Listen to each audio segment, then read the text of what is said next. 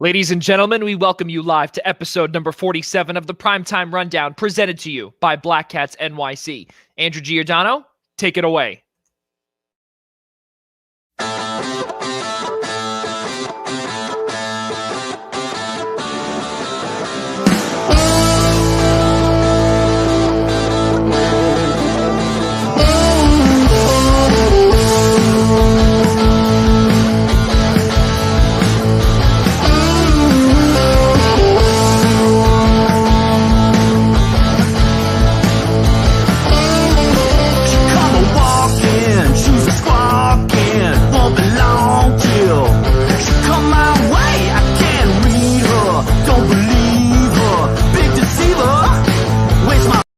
Ladies and gentlemen, we welcome you live to episode number 47 of the Primetime Rundown right here on the Eastern Observer and the I-95 Sports and Entertainment Network, Zingo Channel 198. Also, folks, do not forget, we are live right now on Apple Podcasts, Spotify, iHeartRadio, and Google Play. Alongside my guys, Ian Schraier, Rob DeLuca, I'm Joey Jarzynka. It feels good to be back, fellas. I know I missed last week, and Ian, again, as per usual, doing his finest job in being a great co-host and an alternate main host as well. So kudos to you, Ian. And how are the both of you? And it's been a long 2 weeks without you. Well, it helps to have, thank you, Joey, but it helps to have Rob by my side, of course, and the fact that it seems like we've been expanding our Primetime Rundown family to include Casey and Larry, who've both been great. So it's not a one-man effort. We're a whole team here. They all have done a great job, and Joey, it's just great to have you back. DeLuca, good to see you, sir. Amen. I mean, Ian couldn't have said it better.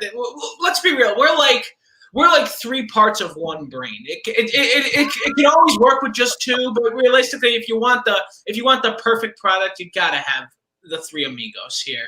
I got to give credit to DeLuca though. The haircut looks good. Hey, I definitely needed a haircut. We saw last week it was well. Well, not only that, fellas, we are also rocking the new Eastern Observer polos as well. All three of us are. Ian Schraier, Rob DeLuca, and myself are. And also we are also rocking the Eastern Observer Stadium Cups as well. As you see, we all have this here. So if anyone does or would like to obtain one, please log on to theeasternobserver.com for more details. Ladies and gentlemen, we have a jam-packed show here this afternoon, or this evening, if you will, because there has been so much in the world of football. And just yesterday, ladies and gentlemen, Ian, DeLuca, New York Jets, they just signed a 5-year contract and gave that to the former San Francisco defensive coordinator, Robert Saleh. He was just named the head coach last night, 5-year contract. And he's also taking the passing game coordinator from San Francisco, Mike LaFleur, the brother of Matt LaFleur, Green Bay Packers head coach. This is not only big news because Saleh has done a fantastic job with Richard Sherman in the back, Jason Verrett this year as well. We've seen him completely, actually, he's so oft injured, the aforementioned Verrett, that he looked pretty good this year. And under Saleh, he did fantastic. Talk about this, Ian, because this is, I personally believe that this is a humongous step forward. And I have to tell you both here, because I just screw it. This hire, I think, advances the Jets closer to, give it a couple of years, this team will be where the New York Giants are. I don't think that's a far cry to say that, but I'm being serious. I think a lot is going to come back to what we're really going to all come to say is, how is the new head coach of the New York Jets, Robert Saleh, going to approach the Sam Darnold situation and the number 2 pick in the 2021 NFL draft. But from what we've seen of Saleh on the sidelines for San Francisco, he's high energy, really exudes a lot of confidence.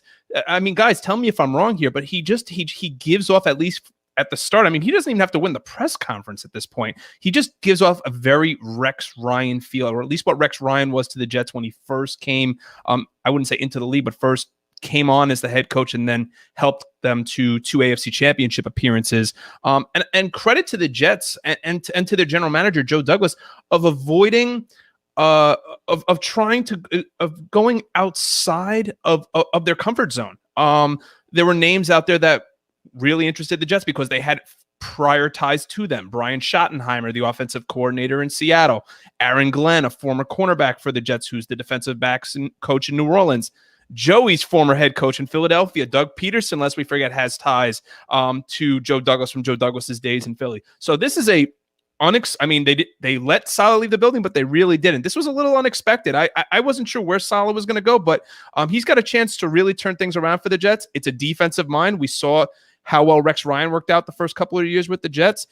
He took over a last-ranked defense in the NFL in San Francisco at one point and turned them into an elite defense the last couple of years. So he has a chance to really revamp and restart what is a rebuild here with the Jets and turn them into his own product. 2017-18, 19th in total yards per game, 28th in scoring defense, last in takeaways. Just a couple of years later, in that same exact order, in total yards per game, they were first. Okay. In scoring defense, they ranked 10th. And in takeaways, they ranked 9th. And all of that was under the aforementioned Saleh as well. And also, let's not forget, last year as well, they were second in yards allowed. And they also made the trip to Super Bowl 54. They were the NFC champions. So a lot of good things there for Robert Saleh, and his resume is stacked. And now he gets a chance to really show off his talents as a defensive mind and also what he can do as a full-fledged leader here in the biggest city in the world. DeLuca, your thoughts on the opposite side of the locker room in MetLife Stadium? This is a very, very positive move for the New York Jets. I think that they made the right decision. Obviously, you can only base that on paper right now and what you saw, what he did in San Francisco, because when you come into a new team, you never know what could happen because you're dealing with all different players now, new staff. So obviously anything's up in the air. But I don't think it is. I don't think it's too far-fetched to say the Jets definitely made a step in the right direction last night with this hire. I think that in good time, now that Sam Darnold's going to have another chance under new leadership, I think he has a chance if he's given the proper weapons. I think the Jets should really look into helping build around Sam Darnold in the draft this year. And if they do that, I think we will finally get to see a real test of Sam Darnold now that he's got a couple of years in the league. And if he's given the proper personnel around side him, who's to say he won't be pretty good? We'll never know unless we see some action taken. So I like what the Jets have done so far. Definitely a good start to the offseason for them. And we will see how it progresses over time. Sam Darnold, it's also a big decision looming as well because they also have, the New York Jets, that is, picks number 22 and 23 in the draft. So we'll see. There was 2 and 23, Joey, right? That's what I said, yeah. I think you said 22 and 23. No. 2 and 23. What did I say? Did I say 22? You did. And okay, I meant to say 2 and 23. Yes. No, yeah. Picks number 2 and 23 in this year's NFL draft. Also, do not forget, folks. Don't forget the number 1 overall pick is to the Jacksonville Jaguars, and there is a new man that will be wearing the headset in Jacksonville, and someone who is very familiar with the great state of Florida in Urban Meyer. And currently right now what he's doing is he's working for Fox Sports, but not anymore. He's now with the Jacksonville Jaguars, and it's a little I personally wouldn't have taken that job, especially because where everything is under the microscope, and owner Shad Khan, what he's been saying publicly, what he's going to do is he's going to be making the final decision. And as a coach or anything along those lines, I don't know if I really want to be working under someone like that, because if you're really supposed to be, the owner is supposed to be giving those duties down to someone else. Similar to Jerry Jones, we have seen how well the Dallas Cowboys have done, and not well at all. So Urban Meyer heading to Jacksonville to become the new head coach. He was named that yesterday. 187-32 record between Florida, Ohio State, Utah, Bowling Green, and he also won a national title 2006, 2008, 2014. The former 2 with Florida with the Gators, and 2014 with OSU. Guys, your thoughts on Urban Meyer? Yeah, look. Like you said, Joey, I don't know what's going on in Urban Meyer's head per se, but it's definitely not a bad hire by the Jacksonville Jaguars. Urban Meyer's resume is more than impressive. So when you're around that long in coaching and only lose 32 games over decades time, it's a pretty good indication that you're getting a coach that knows how to win, a coach that wants to win. Now, that obviously does not mean the Jacksonville Jaguars are all of a sudden going to turn it around. Yes, they've got the number 1 overall pick. Trevor Lawrence will be a Jacksonville Jaguar. Yes, I am confirming that right here on the Eastern Observer on the Primetime Rundown. That is who the Jacksonville Jaguars will be taking with the first overall pick. He is definitely going to be a great quarterback. It's going to take some time for everything to mesh together because the Jaguars need way more help than just a new quarterback. So this is going to be a very long process, but in a couple of years' time, you will hear the Jacksonville Jaguars name in the playoff race. Ian? I'm going to agree. I'm going to disagree with Rob to a point, just because I think that the Jaguars are there offensively to a point. I think they are more than just a quarterback away, but I think that they are more than a quarterback away defensively. Offensively, I think we saw a lot of bright spots from the Jacksonville Jaguars this season. We saw what James Robinson was capable of at running back. I think DJ Chark has turned into one of the really solid wide receiver ones in the National Football League. Laviska Shenault has been another real solid player. So I think if you drop Trevor Lawrence per se into that offense, let's see what the kids got. Yeah, they defensively, they are more than a few pieces away. I mean, we remember when they really sold the farm and decided to build up again, when they had decided to trade Jalen Ramsey and get rid of Calais Campbell and get rid of Yannick Ngakoue. Like we knew that they were starting over defensively, but I think offensively they've showed a lot of promise this year. I think even though that they finished 2-14 or 1-15, they showed a lot of promise. At least James Robinson as well. Well, I said James Rob. A lot of promise on the offensive side of the ball. But with respect to Urban Meyer, history tells us that the transition from college to the NFL has not worked. Okay, it's the ongoing cycle saying, who will be the next college coach to succeed in the NFL? Will it be Urban Meyer? Will it be Matt Rule in Carolina? Will it be Cliff Kingsbury in Arizona? I mean, you look back to you don't even have to go that far back. You look back to Chip Kelly. You look back to Nick Saban at the start of the century, Steve Spurrier from his days in Washington, Bobby Petrino, who basically left the Falcons at the altar. We're still looking to find that head coach that can just stand at the top of that pedestal alongside Jimmy Johnson from his days at the University of Miami. We still have not seen it. The only exception to that rule maybe is Pete Carroll, but we can't forget, though, that Pete Carroll started in the NFL before he went on to coach Reggie Bush and Matt Leinart and Mark Sanchez at USC.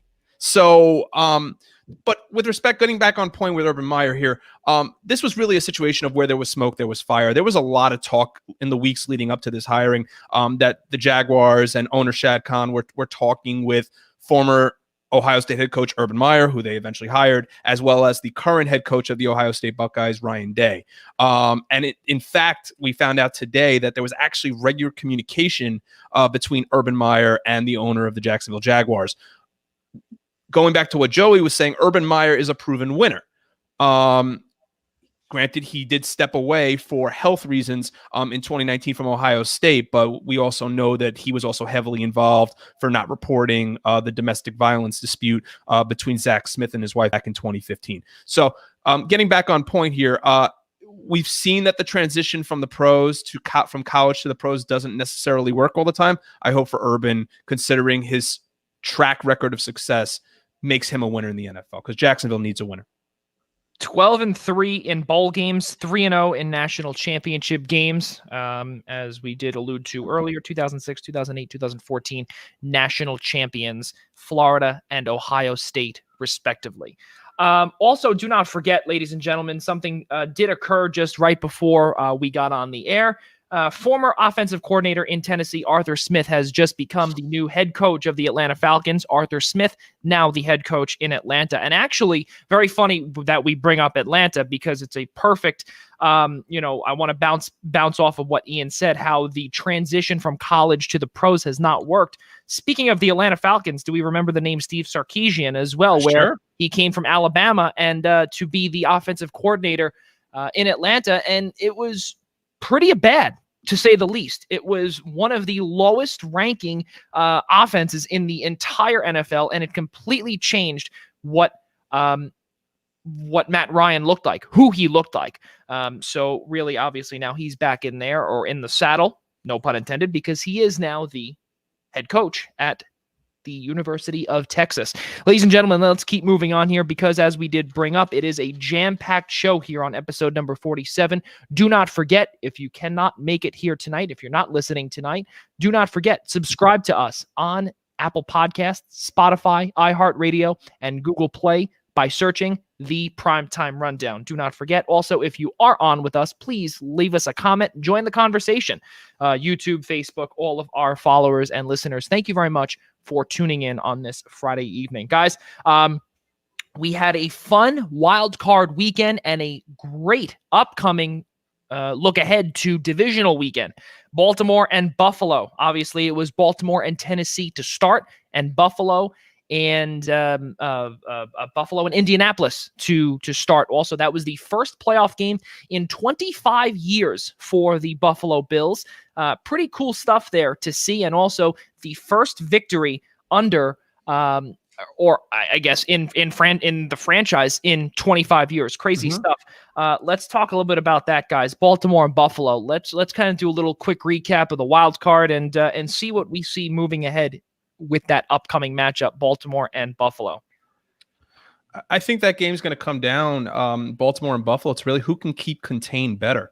I think what we saw in the Buffalo-Indianapolis game, at least in the first quarter, was that the Colts were doing pretty methodically. They were doing a very good job of keeping Josh Allen in the pocket, and actually made him a little bit uncomfortable. It was only, then in the second quarter, he started to find more of his rhythm. And then in the second half, even though, if not for almost a horrible Josh Allen fumble, that could have changed the entire game in the fourth quarter with the Colts trailing by 4. Could have had that fumble return for a touchdown. Maybe we're talking a whole different situation with Indianapolis going to Kansas City. But I think this weekend is going to come down to who can keep contained better. Both of those quarterbacks last week ran for over 100 yards, or I think Josh Allen finished just below 100 yards. Lamar Jackson was the offense for the most part for Baltimore in their win against Tennessee. We know that they're both exceptional outside the pocket, dual threat quarterbacks. A couple of stats here for you is that Josh Allen, with less than 2.5 seconds in the pocket, has a 79.7 completion percentage, whereas with 3 seconds or more in the pocket, his completion percentage is actually only 60%. And then the same thing for Lamar Jackson, where with less than 2.5 seconds in the pocket, Lamar Jackson's completion percentage is actually a little close to 69%, whereas it's 60% with more than 2.5 seconds in the pocket. So I think it's just going to matter of really who can keep contained better and who can at least, you're talking about a Baltimore team that has the ability, is coming off their best defensive performance against the number 4 offense in the entire NFL in Tennessee. Buffalo is the number 2 ranked offense in all of the National Football League. So if Baltimore can find a way to establish again a pass rush against Buffalo as they did against Tennessee, I think they're going to be in real good shape. If not, I think they're going to be in for a very long day. Wow. Okay. Well, just to give a couple of stats here before we get to DeLuca, the Ravens registered 236 rushing yards, their most in a playoff game in franchise history. And the crazy part was that a majority of them, actually more than half of those rushing yards, were from the aforementioned Lamar Jackson. Don't forget also, we did bring up to Baltimore against Tennessee. You see how well Baltimore played on the road as well. And every single time, also, let's not forget, this is a pretty cool stat that we got to take a peek at. Single meeting. Say it again.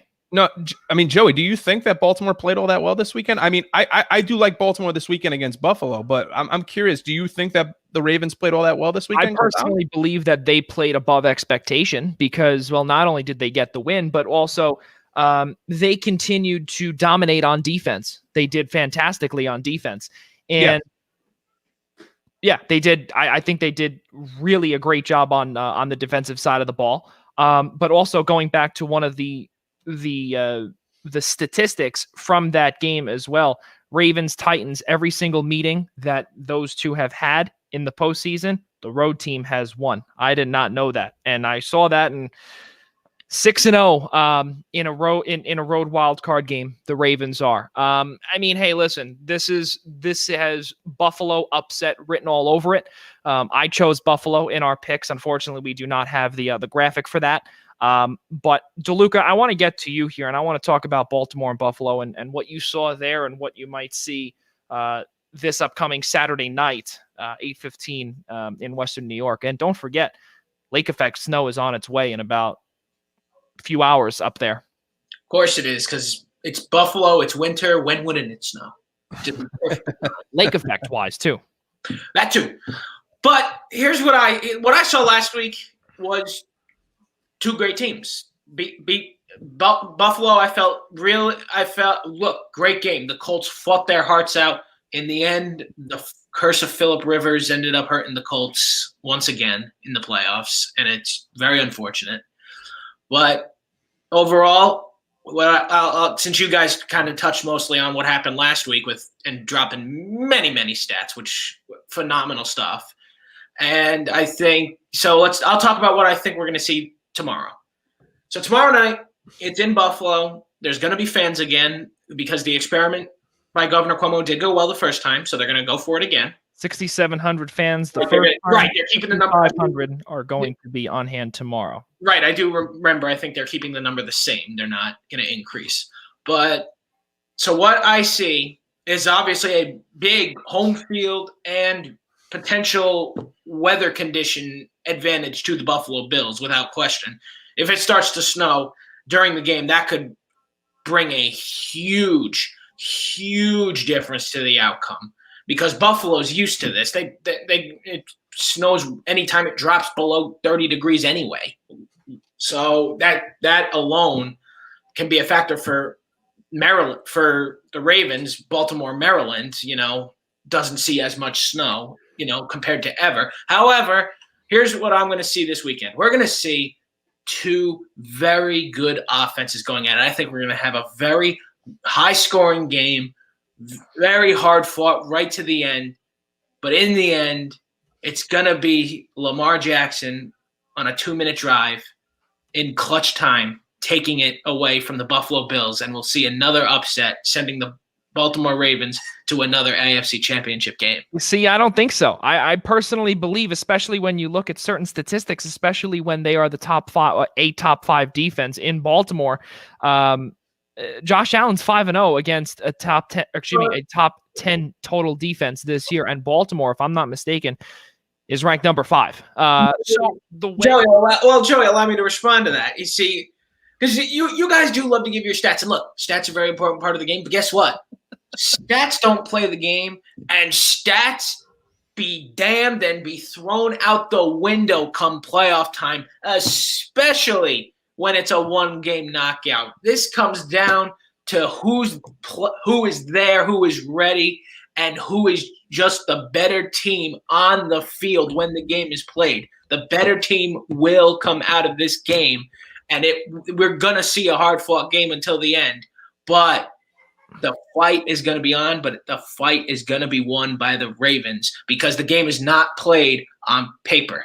Not only is it not played on paper, but what I will tell you here is that once the snow starts falling and once they're playing in feet of snow, not inches, lake effect is basically like a flash flood, but for snow. Joe, believe me, my pick now is the Baltimore Ravens. I'm really banking on the fact that it doesn't snow. Because that will change. What I will tell you here is that, and I think that this is probably the biggest line for Buffalo is that they've scored 24 plus points in 10 straight games, and that includes last week's playoffs as well. That is the longest streak in franchise history. Yes, I know, DeLuca, certain stats come out at you, but I think this is something that is very, very big here. Oh, no, that's an important one, no doubt. Like I said, that's why we're going to see a high-scoring game, because the Bills have not stopped scoring. Right, but also something that I want to mention is that I want to see this whole Stephon Diggs show too. I want to see him come out and play in the snow, and I want to see him go up against guys like Marcus Peters, Jimmy Smith, Marlon Humphrey. I want to see these guys go up, and I want to see I think I hate to say this is a bold statement. Okay, this game, Baltimore and Buffalo, is the best game this weekend, not named Tampa Bay and New Orleans. I think it's the best game I think it's the best game. I think it's the best game of all four. Period, yeah. Yeah, I think it's the best game over. I mean, look, we'll get into Brady versus Breeze. Yeah, no, Brady versus I know that's being tabbed as the best game of the four because of the two quarterbacks that are going to be going at it for the third time this season as division rivals. But you have to remember one thing to keep in mind when if they are going to be playing in the midst of a blizzard is when the lake effect snow usually comes down, whether it's in Buffalo, Green Bay, wherever it may be. It becomes very, very difficult to establish a passing game that way because and to see. Yeah, and the visibility part. Yeah, at that point, the game go on. What it really comes down to is who can establish the run game. And let's look back at last week where I believe Derrick Henry ran the ball 12 times for about 20-something yards, maybe a little more than that. And the Baltimore Ravens, on the other hand, ran for 163 yards against not against the Colts, I'm sorry, against Tennessee last week. Yes. 136 of them. I'm sorry, pardon me. Baltimore's 136 yards by Lamar Jackson last week after Buffalo allowed 163 yards on the ground to Indianapolis. And that's not because Phillip Rivers ran the ball for over 100 yards. That's because Jonathan Taylor put his head down and ran for over 100 yards last week. So if you're going to talk to me about, look, and I would like to see, even though I do have Baltimore, I would love to see Buffalo go all the way and get there to the Super Bowl and finally win that Super Bowl after 4 straight years in the 90s of having that Super Bowl championship fall right through their fingers. I got to give the edge here to the Ravens just because even though Baltimore, and I'm going to throw a stat as well here, has allowed only 18.3 points per game in their final 6 regular season games. Last week, you allowed 163 yards on the ground to the Colts. J.K. Dobbins, Gus Edwards, Lamar Jackson alone, who rushed for over 100. I think if they can't stop Baltimore's running game, I think they're going to have a hard time. They're going to be playing from behind. Absolutely, and yeah. So quick note to my my degenerate gamblers out there. As the degenerate gambler myself on this show, keep an eye on the weather because if the snow holds off, the bet is the over. If it doesn't hold off, play the under. Trust me on this one. I have no idea. Both Ian and myself have no idea what you're talking about. Ladies and gentlemen, that's just what I do. I have literally said I am the lone degenerate of this show, and we get hundreds of people watching this show all the time. You can't tell me a few of them aren't degenerate gamblers too. Well, we'll find out one. Give him a follow at Robbie DeLuca 95 on Twitter. With exactly, and on top of it, don't forget you can also see it on the bottom of the. That's right here. Yeah, you can see it down there. Let's not forget, ladies and gentlemen, in the next few moments, we are going to be welcoming Sports Illustrated's Pete Smith to the show. He will be discussing some Browns football with us because that is the next topic that we are going to get to in the next few moments here. Do not forget, while we're waiting for Pete Smith to join us in the next few minutes, take a peek on the bottom because there are some names down there where you can subscribe to us on Facebook, on Twitter, on YouTube, also on Instagram as well. Do not forget at Observe Eastern. Also, do not forget to give us a follow on Facebook as well as YouTube. Do not forget, ladies and gentlemen, also Baltimore, Buffalo. Baltimore allowed, and this is the last stat that I'm going to give out here. Baltimore allowed 2 100-yard receivers this season, fewest in the NFL, which is why I brought up earlier about Stephon Diggs, because I personally believe that that's going to be a massive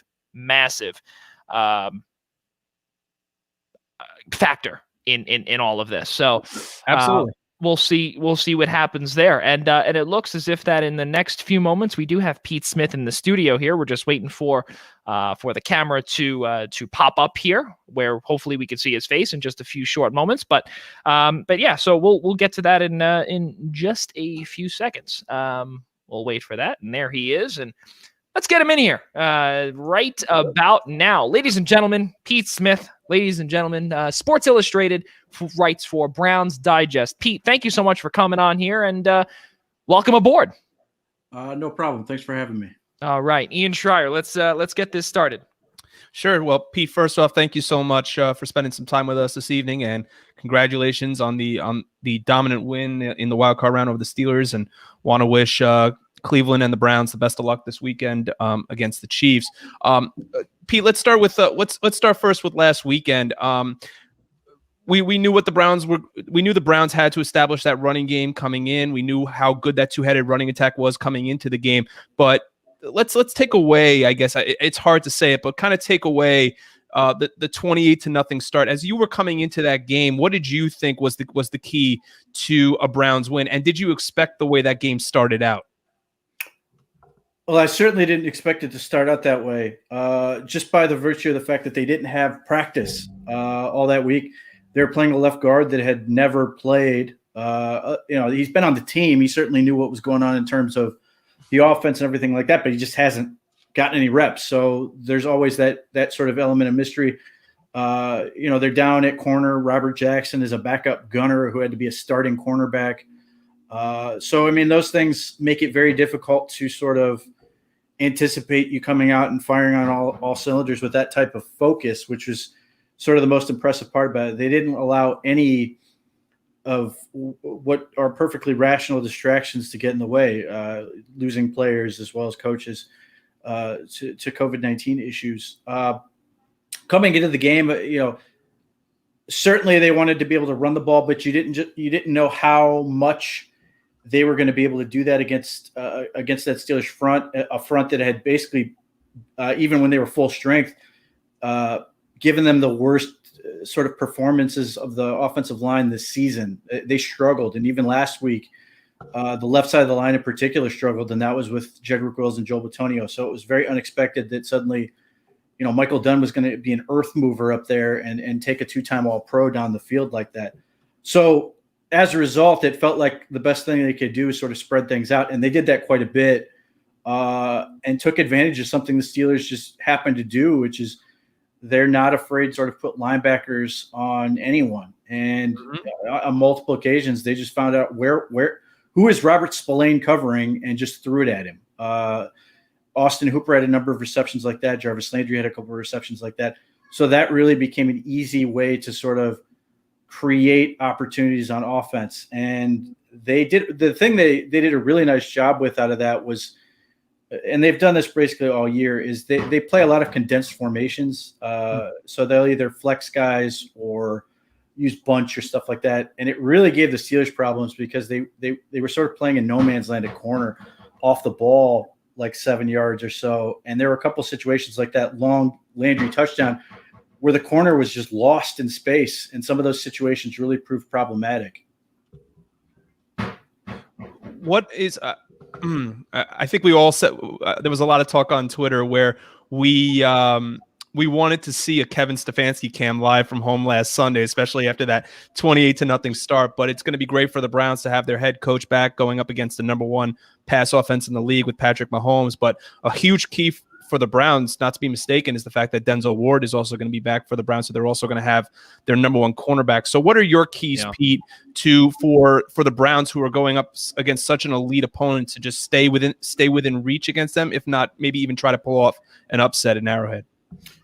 Well, I think they're going to do defensively a lot of what they did last week, which is play quarters coverage. They've been doing that a lot, especially down the stretch.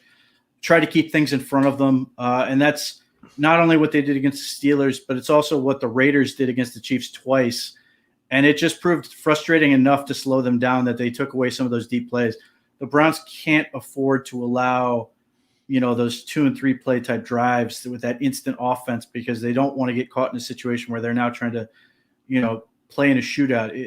They can certainly score points. They can do that, but they don't really have the means to score that quickly. And I think they're actually somewhat resistant to that. I don't think they would get caught up in that, but they're perfectly okay with the 7 to 12 play drive. They don't have that sort of firepower to just immediately get that offense like they do. But for them, they have to make the Chiefs snap the ball over and over and over again, whether it's penalties, whether it's, a mistake of some sort, or like what happened with the Browns, where it was a bad snap on 2 different plays. They need to sort of create a situation where, maybe there's a turnover, God forbid we actually see a punter in this game, which seems really unlikely. But the Browns sort of in the second half of that game, they sort of got clearly frustrated with the idea that the Steelers were just going down the field like 7 yards at a time on those passes. They changed it up and went aggressive, and then the Steelers just went down the field faster. And there are situations where I think they might switch things up and maybe be a little aggressive. Denzel Ward and Kevin Johnson give them a little bit of freedom with that, but they have to be very timely with it. Patrick Mahomes is fantastic against the blitz anyway.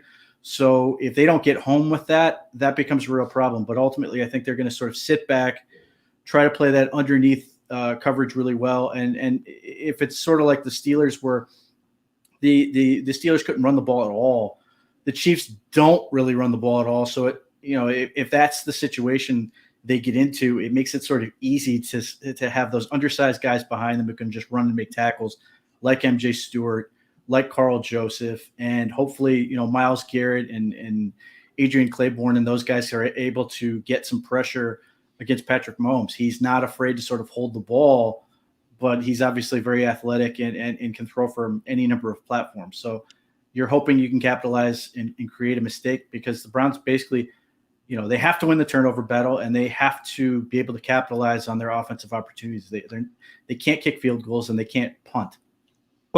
Well, there's no Sammy Watkins, but Denzel Ward is still going to have the task of having to go up against Tyreek Hill. But do you feel that, and this is going back to your earlier point, do you feel that the Browns can consistently orchestrate those type of long drives in order to really control the game, control the time of possession, and keep Mahomes off the field?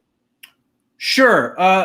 They've proven it, and the Chiefs' defense isn't great. It's not unlike the Browns. They're the two worst defenses still in the playoffs. And they're built really the same way. Neither one cares about linebackers at all. And both teams have every reason to sort of look for the other team's linebackers and pick them apart. The Chiefs are going to be down Willie Gay. Nobody outside of Kansas City knows who really any of them are, or Cleveland.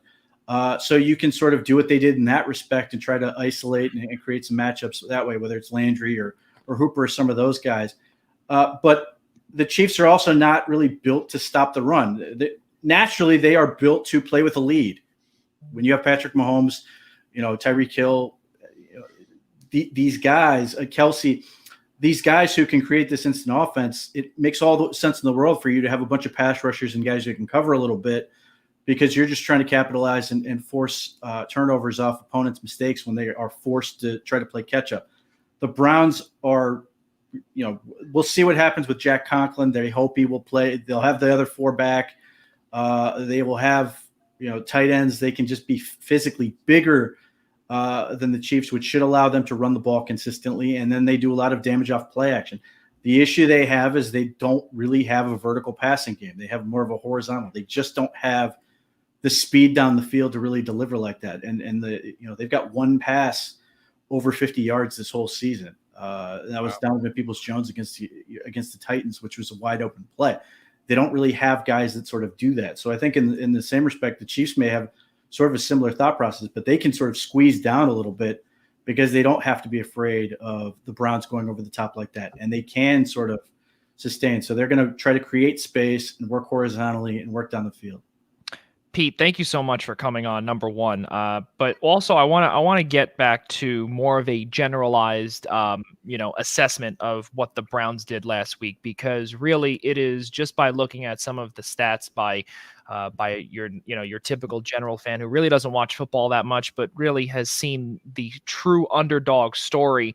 And I don't want to, be that guy that jinxes anything, but this is a team that has not won in both my lifetime and also Rob DeLuca's lifetime either. We were both born in 95. So, I was born in August and DeLuca was born in April. So, obviously, things happened just a few months prior, but, you look at this and you say to yourself that, I don't want to say that, you're covering a team that is, winning a game, but this is big, or winning a playoff game first off, but to win in Pittsburgh, Pete, talk about how big this is for Cleveland's confidence heading into the reigning Super Bowl champions house.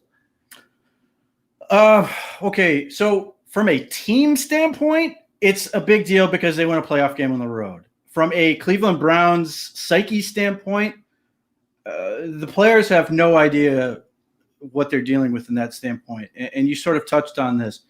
The Browns, the power dynamic that has existed in the AFC North and what was the AFC Central, the Pittsburgh Steelers have been on top, looking down at the Browns in what has touched on 5 decades. The Browns have not had certainty at head coach and quarterback with the Steelers down since the 80s. And that was the end of the Chuck Noll era. And we're going back to Marty Schottenheimer and Bernie Kosar. So that is a huge deal. And it's not just that the Steelers were going to collapse under their own weight anyway. But the difference is the Browns are the team that actually ended it. I mean, they toppled what was an empire. The Steelers not only have to deal with the fact that they're rebuilding, but they have to deal with the fact that they now have to catch the Browns, which is something they haven't had to do. And that dynamic is something Browns fans are still going to have to adjust to, and certainly one that Pittsburgh Steelers fans are going to have to adjust to. They have never had to look at the Browns like this since the 80s, which is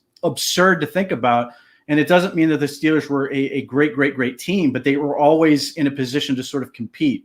They didn't go lower than really like 8-8 or maybe like 7-9 in a season before they were back up into double-digit wins.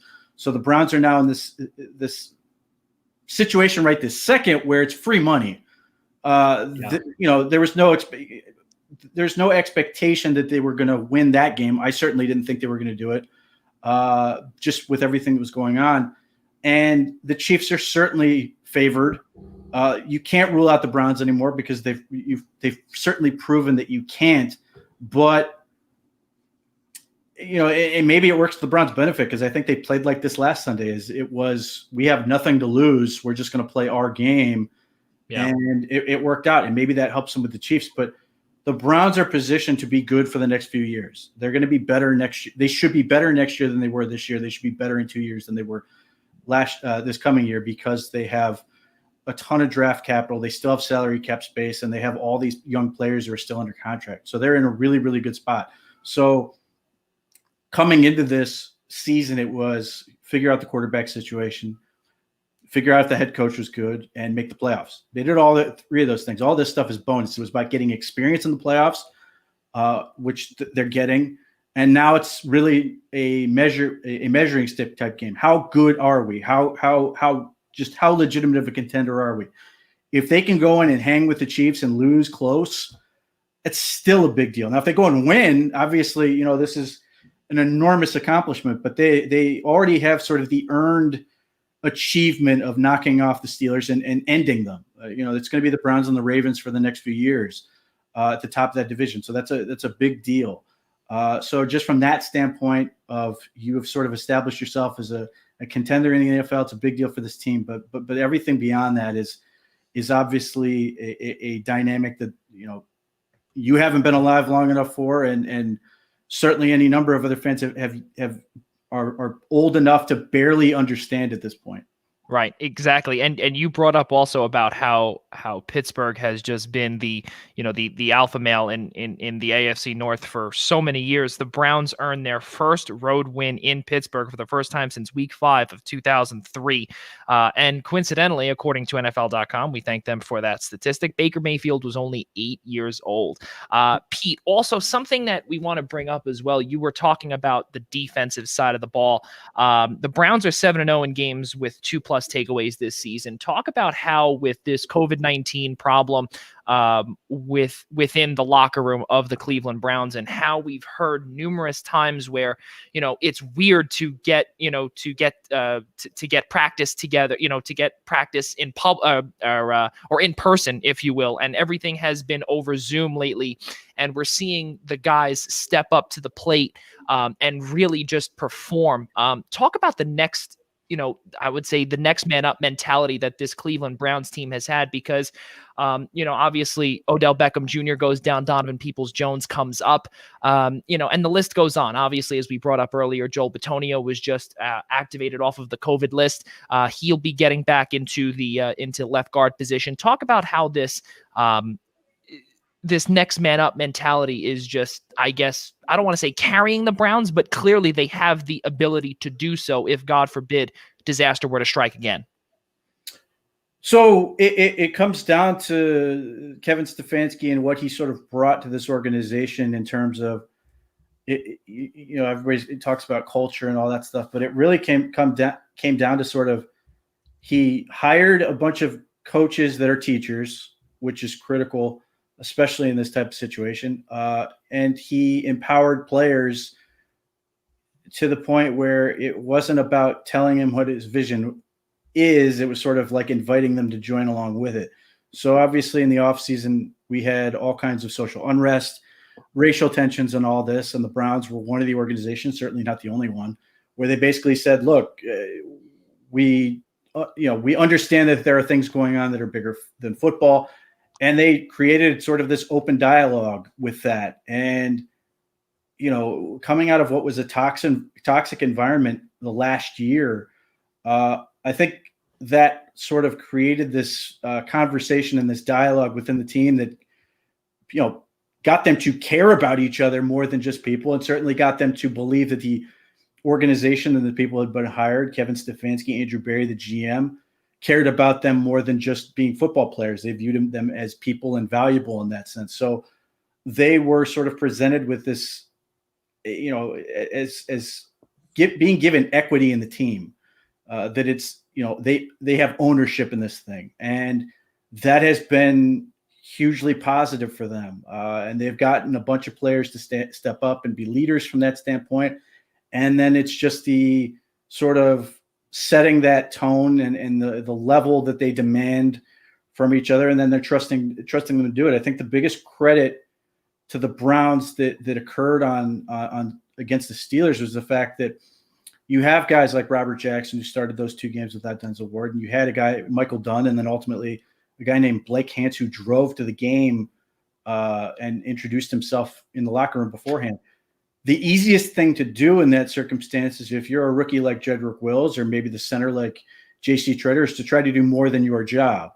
And they didn't run into that. They trusted enough to do their own job. And in this case, Michael Dunn played out of his mind in this particular game, and Blake Hance did enough. And Robert Jackson struggled, but they didn't try to, nobody tried to do more than their job and expose themselves in the process. So that really is huge, because that's the easiest thing to sort of do wrong, is to try to do too much. And then you have this sort of domino effect of things breaking down, and guys trusted themselves. And you had guys like Baker Mayfield step up, who just played great football. He's the best player on the field in that game and had total command. And it was obviously a big deal with him that when it started, the Steelers sort of wouldn't go down without a fight. They sort of started clawing their way back in. They had some momentum, were gaining confidence. And at that, it came to that point in the game, but Baker Mayfield just said, we're not doing this. And, took over. They scored a touchdown that probably won them the game. And then they got the ball back and took a long drive that ended in a field goal. But that's something they haven't had, where they haven't had that guy. And obviously the quarterback position is critical for that. They could basically stop this thing and say, we're not doing this. It's not going to happen. We're going to win. Yeah. Rob DeLuca. Yes. So Pete, again, thanks for coming on. I know we're running a little low on time with you, but we talked a lot about the Browns, what they've done. You talked about what it meant to the city. I'm going to take it a different. I'm going to go to you personally. You've been with Sports Illustrated. You've been covering the Browns a very long time. I'll be honest. I had the Steelers only because of the COVID situation. Had the Browns not had that situation, I would have easily taken the Browns. I thought the Steelers were by far the biggest frauds in the playoffs, the biggest frauds all year. I had said it multiple times on this show. But so I'll just ask, how good did it feel after all this time covering the Browns, not seeing any playoff action, not seeing a lot of success, to finally cover a win like this, a win against your biggest rival, knocking off the evil empire that was the Pittsburgh Steelers in the AFC North all this time? Just what did that feel like? Okay, so there's a lot there. I hate the Steelers. I mean, I hate the Steelers. Like, again, a five decade power dynamic that of just, there's this complex with Browns fans where they hate the Steelers because they want to be like the Steelers. I certainly hate the Steelers. I don't want to be like them. But just that.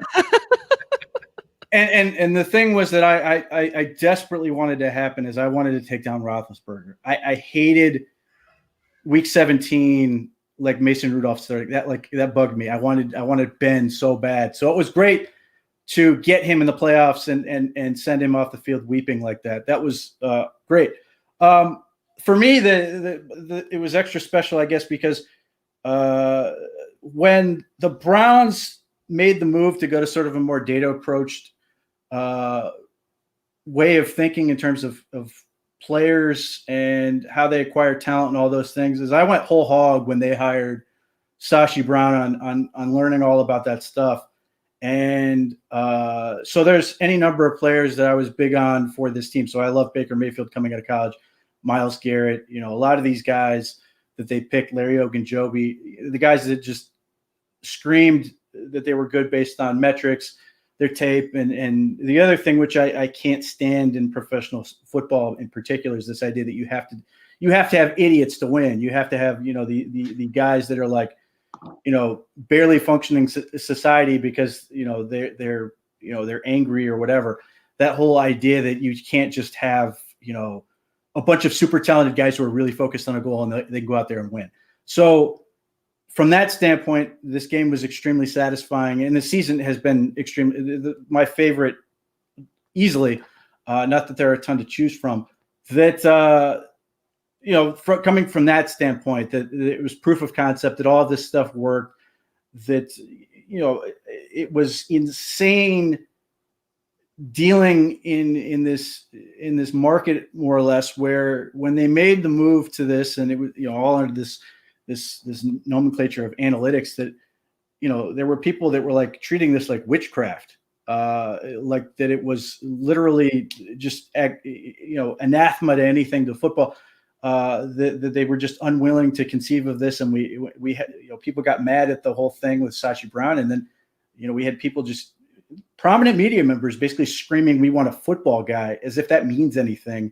And we end up with John Dorsey, and then fortunately, it bounces back and we go the whole way that we never did in the first place, going with Kevin Stefanski and Andrew Berry. And they're, the whole knock for the few years with the Browns were being the smartest guy in the room. So they literally hired the smartest people in the room, and that has been successful. So those things have made it satisfying. But most of all, the Steelers, that just great for me. I enjoyed writing multiple columns about crushing the Steelers, and the fact that I think they lost the chance to win the game because they refused to. I crushed Roethlisberger on this all year. He would never sneak for 1 yard ever the whole season, and then you saw in the first quarter he just had to go dive on the football and he wouldn't do it. Yeah, that's true. And then if you didn't want to have Roethlisberger sneak for 1 yard, as this was the case at midfield, you have a 6'5", 236-pound backup who I've seen run for a yard, and you could have put him in and do it, but your stupid pride got in the way, and you punt. Like that stuff makes it just that much more satisfying. That they lost it was a 2-score game at that point, so it's not like it was a given that they would win, but they gave away their chance to win, expecting the Browns to sort of fold under the pressure of the moment and all this thing, and they didn't. So, cannot stand the Steelers. So that's the greatest part of all this is and there are people who don't get it, that the Steelers are actually dead. Like they have to rebuild. They just fired like 7 coaches because, or a couple of them retired because they know there's nothing coming back, that they have to sort of figure this whole thing out from the ground up. And they're also pretty well in the hole as well in terms of salary cap. Yes. I mean, the greatest situation for me as just a football fan is the idea that, short of going like casino on this thing and dragging Ben Roethlisberger out to a field and burying him in a hole, he either makes $41 million to suck next year, or he's going to make $22 million to go away. Either way is a great situation for me as a Browns fan. Well, I'm going to venture to say, Pete, that in your house, you don't play Renegade. I have no idea what that is. Oh, okay. That is the Steelers run out song every game, and then the terrible towels always fly. Well, Pete Smith, ladies and gentlemen, editor of the Sports Illustrated's Browns Digest. Pete Smith, thank you very much for coming on here with us and taking some time to spend with us here on this Friday night. Thank you so much again, Pete. Yep, no problem. All right, have a good one, Pete. Thank you so much, and we'll speak soon, hopefully. All right. Ladies and gentlemen, that was Pete Smith, everyone. We really do appreciate him coming on. Ian Schraier, Rob DeLuca. Well, we're back here, and we've got a lot to discuss anyway, but we spoke about Cleveland and Kansas City with Pete Smith. Good stuff there. And let's try and figure out what would be our predictions, because we didn't even ask Pete this, but what's our predictions here? I know my prediction, and that's Kansas City wholeheartedly. I think it's hard right now to go against Kansas City just based on I think Pete said it best, that the Browns are playing with house money. I think things for the Browns can only go up. And I'm even saying that going forward in years further with respect to the division. I mean, I think right now, as we look forward, I mean, I know we always say you can't count the Steelers out, but they've got a lot of money going against the cap. They've got no salary cap relief coming. Obviously, the Bengals, they lost Joe Burrow to injury, but they're still not there yet. So it seems like it could be going forward a two-team race between Cleveland and Baltimore. But getting back on track with my prediction, yeah, I'm going to go with Kansas City. I think Denzel Ward's going to have his hands full with Tyreek Hill. Travis Kelce every time always seems to get open when it matters most. I know their running game is pretty much non-existent. We'll see what kind of role Le'Veon Bell plays, but this is a game in Arrowhead, even with limited fans. It's just going to be tough. I mean, this isn't like Pittsburgh, who we've been saying for weeks, who fraudulently had the record that they did and was holding on, and was a number 3 seed in the AFC playoff picture. I think towards the end of last season, we could probably be towards the end of the regular season, we probably could have said that they were probably more a 6 or a 7. But I mean, again, credit to the Browns on winning. Thanks again to Pete for coming on. But yeah, I think everybody at this point has their money on Kansas City this weekend. Where's our good friend Jim Wexell when you need him to right? A little bit about all of those Steelers woes? Rob DeLuca, it was good to have Pete Smith on, obviously, but let's keep moving forward. Your picks, Cleveland and Kansas City. Pete said it best. These two teams, they're they are one of the lowest ranked defenses left in the playoffs. Yeah. So you're going to be in for a very exciting offensive output game. However, the Chiefs have way too many weapons. It's going to be too much for the Browns to handle. I absolutely have Kansas City winning this one. If the Browns play off the momentum of their wild card win, yeah, it's possible. I mean, the Chiefs have actually not won a game by double digits since week 8. There you go. So I mean, you're talking that's 9 weeks without a win by Mahomes and the offense. So listen, if I was Baker Mayfield and I win that toss, I want the ball first. That could potentially set the tone for the game. I still expect the Chiefs to win, but I think if the Browns get the ball first, I think that's going to be a key. I would put my life savings that the winner of the coin toss the first or the second half. Cleveland is 11-0 when they win the turnover differential this season, including the playoffs. And when they don't, they're 1-5 on this season. Ladies and gentlemen, let's keep moving forward here. Once again, for all of those that may want to follow Pete, take a peek on our ticker down below. It is @_Pete Smith_ on Twitter. And also, don't forget, while you're at it, follow us as well. Real Joey Jazz, Ian Schraier, Robbie DeLuca, and at Observe Eastern. I know I just spewed that all out there, but all of our names are down low, and it will be ticking or scrolling through for the remainder of our show. Fun people. Say it again. We're fun people. Give us a look. That's right. We are fun people. 2 minutes before the top of the hour, 6:58 here on the East Coast, ladies and gentlemen. Ian Schraier, Rob DeLuca, I'm Joey Jarzynka. Let's keep moving forward here, guys, and let's actually head back to the Saturday 4:35 game, the first game of 4 on the divisional round docket. Los Angeles Rams at the Green Bay Packers, guys. I think this one is a pretty easy game to say that it's going to go in Green Bay's hands, but again, we have to realize also that Jared Goff is absolutely terrible under 30 degrees. He has 0 touchdowns, 5 interceptions, and a whopping 34.5 passer rating in 2 career starts under 35 degrees.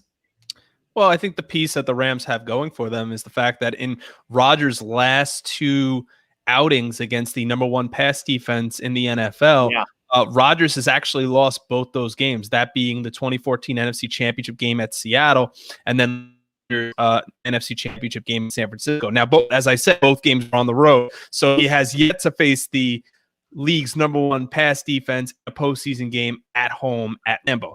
So that's going to play a little bit of a factor. I mean, when we look back at last week's game between Seattle and the Rams, I certainly did not expect Seattle's offense not to show up. I also didn't expect Cam Akers to run for $130. So that part went into it, especially when the Rams backup, who was starting the game, takes a hit 2 plays in from Jamal Adams from a shoulder to the head, and then Jared Goff comes in, and all he had to do was hand the ball off to Cam Akers all game, and yet somehow Russell Wilson and DK Metcalf and Tyler Lockett and Chris Carson, they all couldn't put it together. I mean, for me, with respect to the Seattle Rams game, that game was over, in my opinion, the second that DK Metcalf started blowing up on the field with no fans. Yeah. Everybody could hear what was going on. Metcalf wanted the ball, and then what did they do? They tried to run a screen pass to Metcalf to gain more yardage, and what did the defender do? He stepped right in front of the pass before it got thrown and took it to the house for a pick 6. Yeah. Seattle had no business winning that game anyway.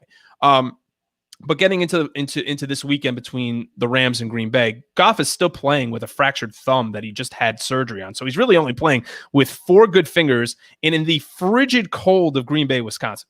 The offense this season has been very Jekyll and Hyde. I think Cam Akers has really been the only bright spot. I don't think Robert Woods, Cooper Kupp have had anywhere in terms of measuring their seasons from the last couple of years. I don't think they've matched up anywhere close, just because the offense has not performed well. And as Joey mentioned, a 34.5 passer rating in 2 games below 35 degrees in his career. Again, as Joey had mentioned, I think this game's pretty cut and dry. Unless Cam Akers somehow breaks off another 100-yard game, McVay is really going to need that defense, is really going to need guys like Aaron Donald to do more than what they did last week against Seattle. I just don't know. Right, and I don't mean to interrupt you, but that's the problem here, is that don't forget, Aaron Donald, he was out for about a good 2 quarters with a stinger. And it was a little bit of a rib injury. They couldn't figure out what it was. He was also having trouble getting his breath on the sideline, too. He had gone into the locker room. He had come back. He did not look good. And then all of a sudden, basically what Sean McVay had said following the game was that he'll be ready to go. That's really crazy stuff.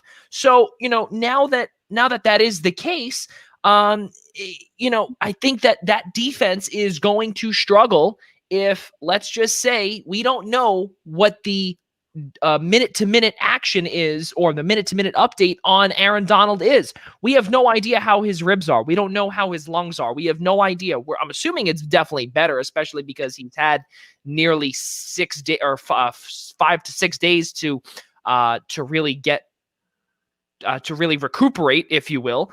But again, the Rams defense, they can't only rely on Leonard Floyd, on Michael Brockers.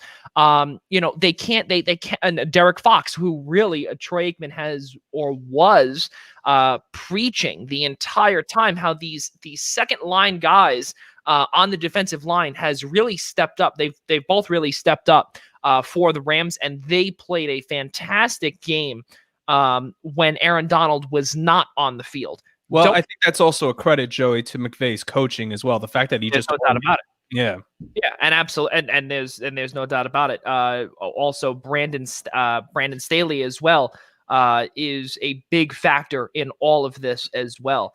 Devontae Adams as well. Let's not forget he's going to be going up against Jalen Ramsey. We saw how what he did, Ramsey, that is, not only this season but also last week. This season, Jalen Ramsey has only allowed 150-plus receiving yard game, and that was to Amari Cooper in game number 1.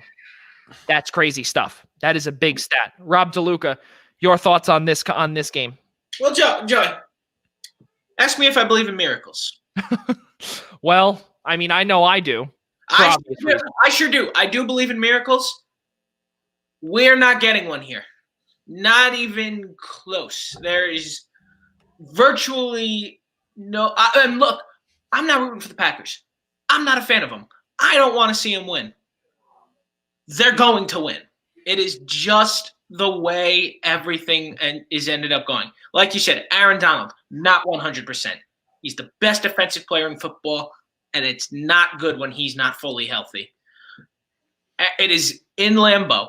It is going to probably be 10 degrees below zero because it is Green Bay, Wisconsin in January. Yeah. So it's going to be very cold. Jared Goff does not perform in cold weather. Aaron Rodgers has been performing in cold weather for 10 years now. So add another 5 to that. Yeah, whatever. I mean, 10-5. Yeah, look, 10-5 touchdown Packers. We're going to hear that about at least 4 or 5 times tomorrow afternoon. I have the Packers winning this game on my picks. I would love to see the Rams pull the upset. I don't see any part on either side of the ball where, with everything going on, all their health issues, Jared Goff especially, Aaron Donald, I don't see where the Packers get exposed in this game. It doesn't seem plausible. Packers comfortably.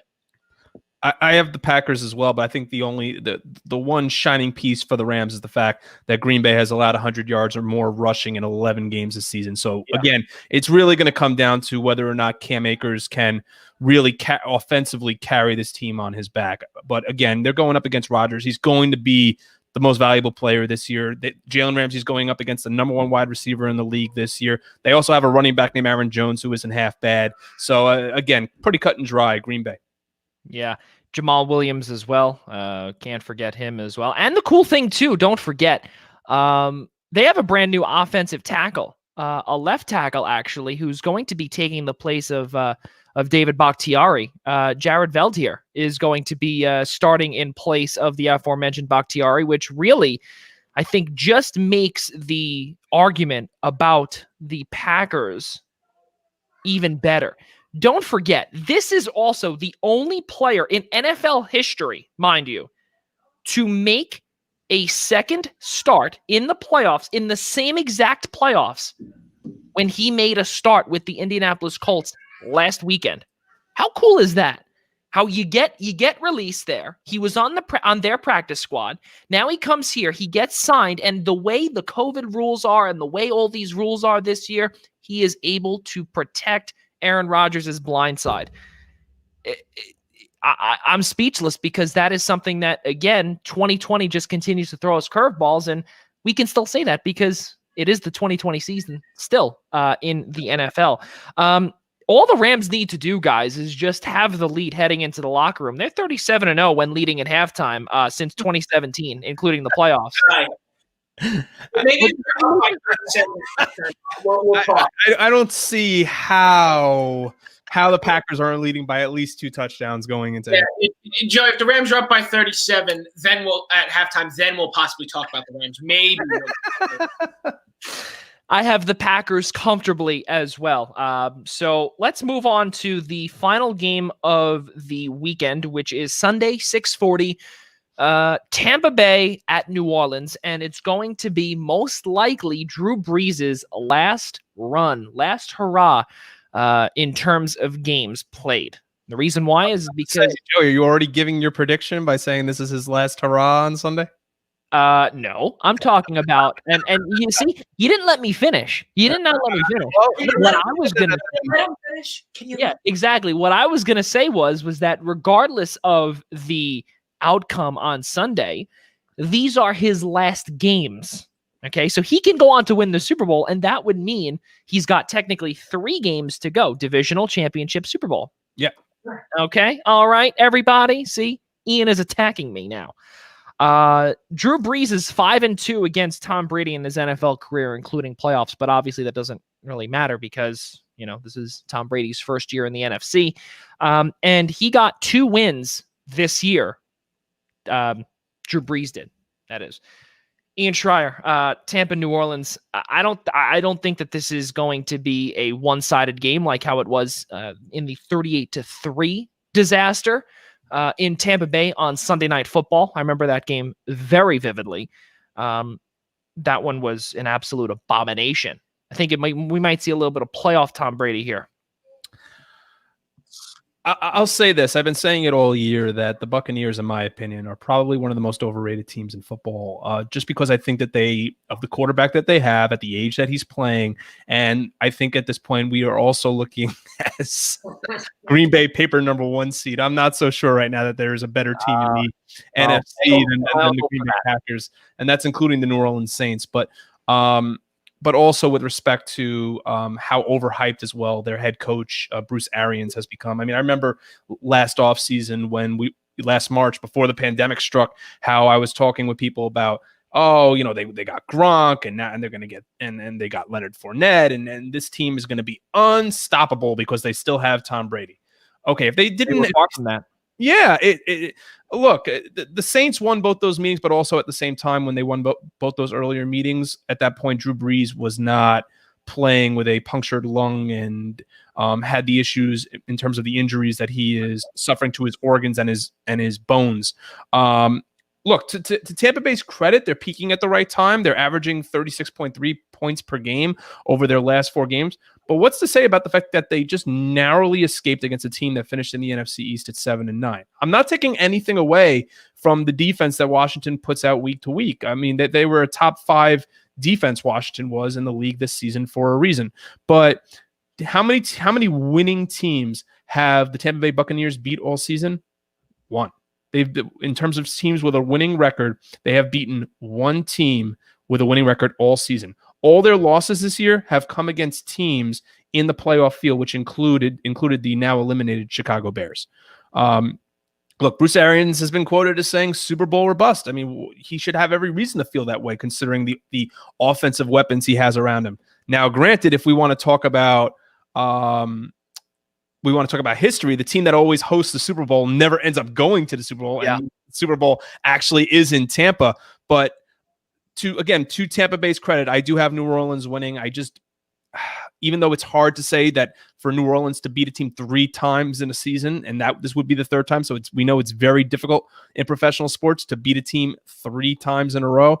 But I'm still going to go with New Orleans here, just because I'm still not buying into the Bucs. I wasn't thrilled with the way they played against Washington, and even though I think the game is going to be close and I think it's going to be a shootout on both sides, I think New Orleans comes out on top.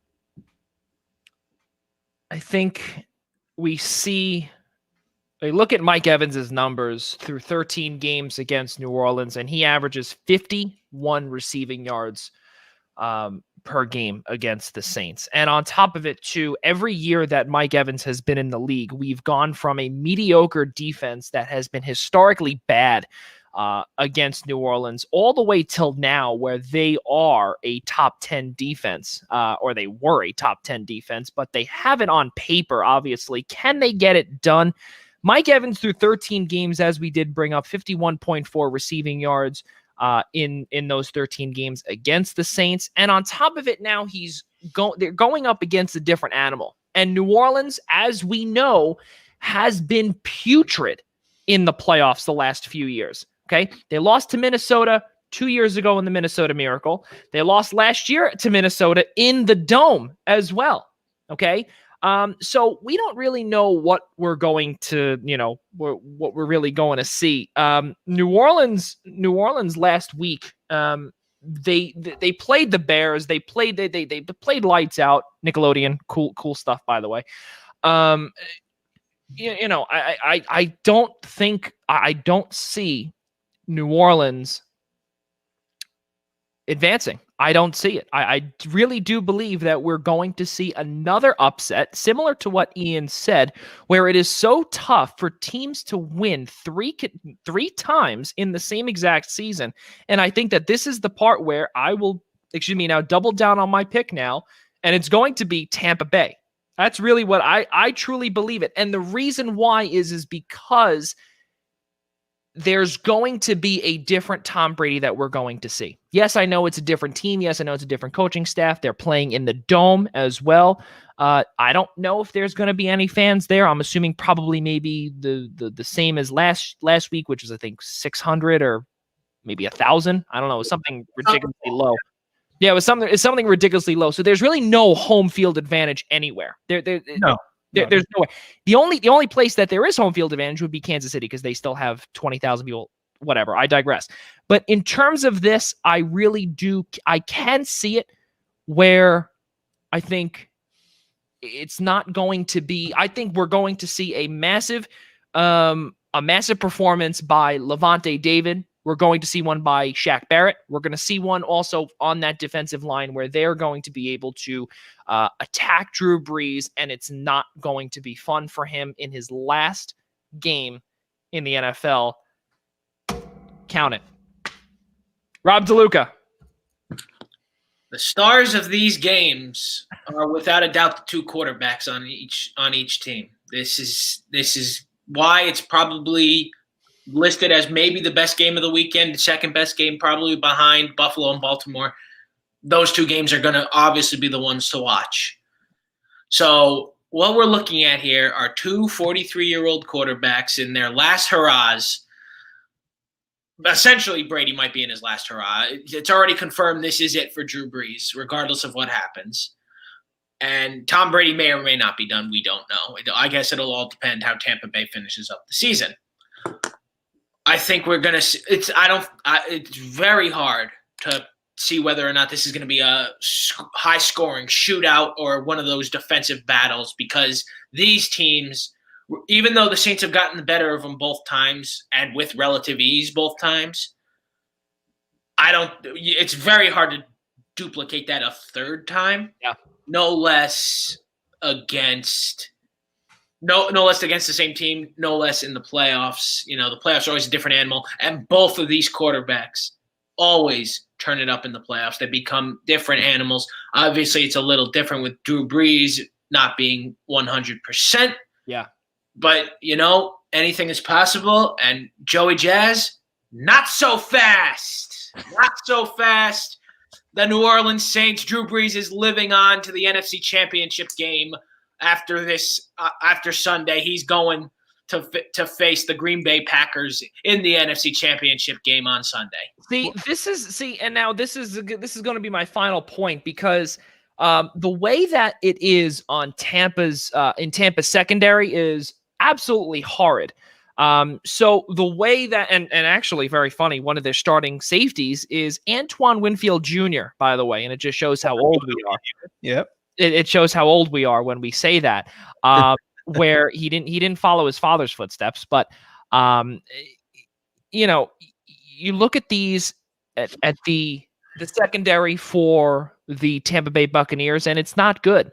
Their front seven is really what carries them forward.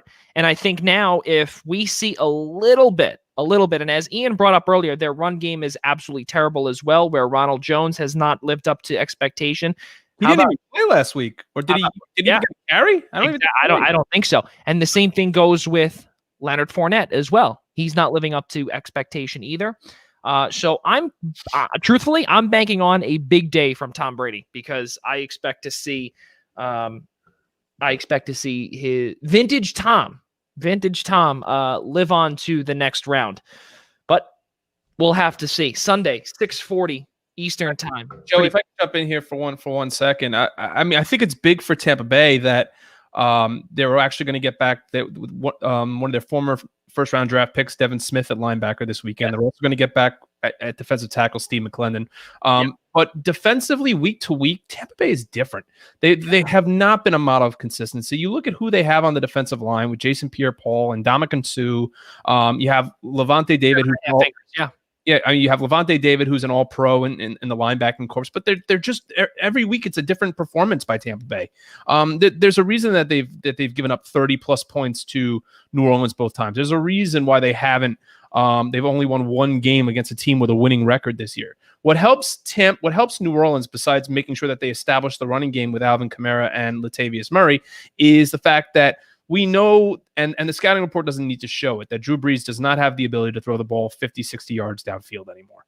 But what helps him is the fact that he has a lot of receivers that run possession routes, that run like short to intermediate throws. Yeah, short to intermediate throws. Michael Thomas, Emmanuel Sanders, Deontay Harris, Division II kid, Jared Cook is your tight end. Like they aren't guys that are going to stretch the field on you. They don't run 50, 60 yards down the field and try to stretch the field. These are guys that make 10 to 15 yards, a lot of catch, or a lot of run after the catch. So these are the type of receivers right now that Drew Brees needs to succeed. So just based on consistency and in terms of the track record, I mean, granted, it's hard to say against track record Brady versus Brees, but in terms of with respect to the 2020 NFL season, that's why I take New Orleans. Let's move forward here as we continue on the Primetime Rundown, episode number 47, alongside my guys Ian Schraier, Rob DeLuca. I'm Joey Jarzynka. We cannot stress enough. First off, thank you very much for tuning in here tonight. We cannot thank Sports Illustrated's Browns Digest, Pete Smith, for joining us earlier in the program as well. And for all of those that want to know how to subscribe to us, visit our YouTube page, search I-95 Sports Network, take a peek, and subscribe there as well. Do not forget, also, we are on all of the on-demand platforms, or the podcasting platforms, if you will, Apple Podcast, Spotify, iHeartRadio, and on Google Play as well. So do not forget, ladies and gentlemen, please subscribe to us by searching the Primetime Rundown, or simply log on to our website, theeasternobserver.com, for more details.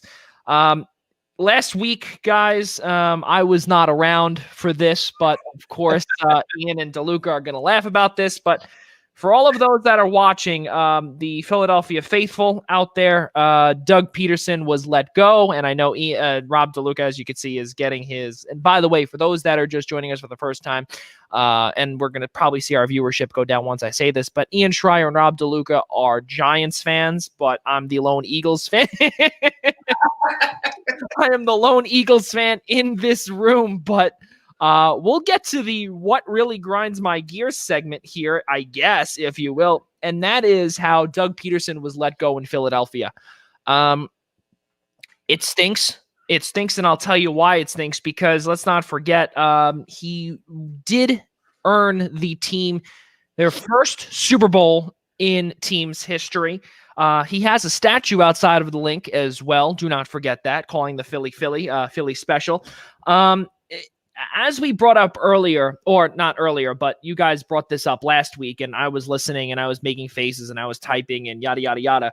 But there is so much pressure in the Philadelphia organization and so much overhead that is so dramatic and such a soap opera right now, because we look at the owner. And the owner, Jeffrey Lurie, clearly cannot say goodbye to his general manager, who is pretty much responsible for a majority of these mess-ups. And there was some talk there how there was sources that said that general manager Howie Roseman wanted to control Doug Peterson. Then he became, quote-unquote, uncontrollable. I don't know what general manager would say that, and then all of a sudden you basically keep your job. General manager, head coach, any of the above. He went 46-39-1 in Philadelphia in 5 seasons. In 2020, the offense was ranked 26th, 28th in passing yards. To Ian's point about bringing up what really grinds my gears is that there was no accountability from the general manager, who signed a lot of these players, who reestablished control of the personnel once Chip Kelly was fired. Essentially, when Chip Kelly was hired, there was a promotion, if you will, but a promotion / demotion at the same time, where Howie Roseman was stripped of personnel control, but he was the math wizard. He still is now, but now he's able to have the personnel control as well as control of player personnel, and also control of the of just football operations in general. So a little bit of a double promotion once Doug Peterson was hired. As we know, Week 17 was the cherry on the cake for Jeffrey Lurie to become what was essentially the worst season under Jeffrey Lurie in I would say probably 25 years. So we know that 2012 was Andy Reid's last year. And we also have heard that that the Philadelphia Eagles are probably going to be looking for different coaches that are named Eric Bieniemy, Mike Kafka. At one point, they did interview Arthur Smith, but as we did say in the open of the show, he was just hired in Atlanta, and also Brian Dable, the offensive coordinator for Buffalo, and all of which, ladies and gentlemen, have all ties with someone that is related to Andy Reid, which again just shows how this team and this owner and this general manager, not even the general manager, we can't even blame him at this point, but the owner never wants to move on from the 1999 to the 2012 era where the Eagles were, I don't want to even say most successful, but they were consistently winning, and they cannot move forward in that because they can't move on, essentially. And for all the Eagles fans watching, it's pretty pathetic because they decided to choose their $30 million quarterback who regressed to the point, again, as we brought up the offensive numbers, 26th, 28th in passing yards, and he played in the majority of them. And then Doug Peterson decided to take it on his own and put in Jalen Hurts. But also, let's not forget, Doug Peterson was not the one to draft Jalen Hurts. That was Howie Roseman, the general manager. So clearly we know that there is so much disaster in Philadelphia. I know Rob DeLuca and Ian Schraier are laughing as I'm looking down at my notes, trying to stay positive, but also try and stay, rated PG here. But also the Eagles are one of the top teams that are going to be over the salary cap in 2021. And when I say over the salary cap, I mean so high that they're most likely going to have to strip nearly the entire team. And anyway, it's going to be a down season regardless because of the dead money. They are $70 million over the salary cap next year. And you cannot forget, we have yet to see the COVID-19 numbers as well when that financial situation and the new fiscal year comes out in the NFL. We don't know what the new salary cap is going to look like. Okay, so this team is an absolute disaster, and 2017 is so far in the distance that unfortunately it's time to move forward. And clearly, again, if any Eagles fan out there is watching and wants to comment, I'll tell you this, from one Eagles fan to another, and one that can pretty much determine that people and teams cannot move on. Please stop interviewing guys that have the relationship with Andy Reid and the fellow successors. I was actually going to bring that up earlier because Kevin Stefanski worked under Brad Childress, who was an offensive coordinator at the time in Donovan McNabb's first year here in Philadelphia. So he was eventually then the Minnesota Vikings head coach. Then he became the Browns offensive coordinator, etc. All the above. So that really grinds my gears, but it's time to move forward because it is 2021 and we try and look 2020 in the rear view because it's enough. Guys, let's keep moving forward here. We've got a lot of baseball to talk about as well. It is 27 minutes past the top of the hour, and there's honestly only about a half hour left in our show, but we're just going to keep on going and see if we can get as much in here as we can. My diehard Yankees, I'm a diehard Yankees fan. Rob DeLuca is, and unfortunately Ian Schraier is a Mets fan, but DJ LeMahieu signs a 6-year, $90 million contract, $15 million average annual value. It is an upgrade from only $12 million per year that he signed 2 years ago following his tenure in Colorado. That is a big deal. 3 years, all he wanted was an extra year on the deal, and Brian Cashman gave it to him. Ian Schraier, I want to start with you because the Mets at one point, from what we heard, the Mets were talking to him, but did not seem that they wanted to give him that extra year. Yeah, the report was more that I don't even think the Mets were so much in on DJ LeMahieu as we initially thought. But let's keep in mind, guys, that DJ LeMahieu at one point wanted 25. At one point, there was a report that the Yankees and the DJ LeMahieu front office, if you want to call it that, were $20 million apart. He initially wanted $25 million average annual value. But I am now, after today, under the absolute impression that DJ LeMahieu was never planning on leaving New York. even though that the Toronto Blue Jays supposedly came to DJ LeMahieu with a very significant offer. Why do I say that? Because DJ LeMahieu had as long as 48 to 72 hours ago basically told his agents that I'm sick of the Yankees slow playing their hand because they're trying to stay under the luxury tax threshold. And he physically asked them to, or so he says, asked them to move on to other suitors vis-a-vis the Mets, the Dodgers, the Blue Jays. So this to me all tells me, A, he never wanted to leave New York because he signed only a couple of days later, and B, it was a balk to try to actually get the Yankees worried to a point where maybe we might lose DJ LeMahieu. So now we really have to pony up the money because this is a player that the Yankees could ill afford to lose. He was a 2020 AL MVP finalist for a reason. His wins above replacement, his WAR is close to 9 in only 2 seasons with the Yankees. How crazy is that? Yeah, it's unbelievable. I mean, he and Luke Voit stabilized what was a very shaky Yankee lineup last year. I know that's scary to say considering the bats that are in that lineup. Judge and Stanton, always hurt. Hicks on the DL last year. Gary Sanchez, we've said enough the last couple of weeks. Gleyber Torres, heavily underperformed last year. Even though it was a shortened season, he underperformed to expectations. So this was a must return for the Yankees in terms of bringing DJ LeMahieu back. Hopefully he will continue to perform at the rate that he's been performing with the Yankees the last 2 years. Granted, this contract will take him up until the point where he's at 38 years of age. He's 33 right now, so it's a 5-year deal. But the good thing for the Yankees is if the universal DH does not get approved as we go forward and they revert back to the pitcher hitting in the National League and keeping the DH only in the American League, the nice thing is as he gets up there in age and can't perform, say it's second or third base anymore, you can move him to first base where he has played games before for the Yankees, or actually have him serve as the DH. But this was a must have for the Yankees. I'm not surprised he ended up back with the Yankees. It's exactly where he wanted to be, and the Yankees got and I know DeLuca is as happy as could be right now. Not why I'm happy. Yes, I saw this as well. Breaking news. Yeah. Well, you might as well. Is coming to the Bronx. Yeah. What was the report? Yeah, you might as well just say the 718 sports update.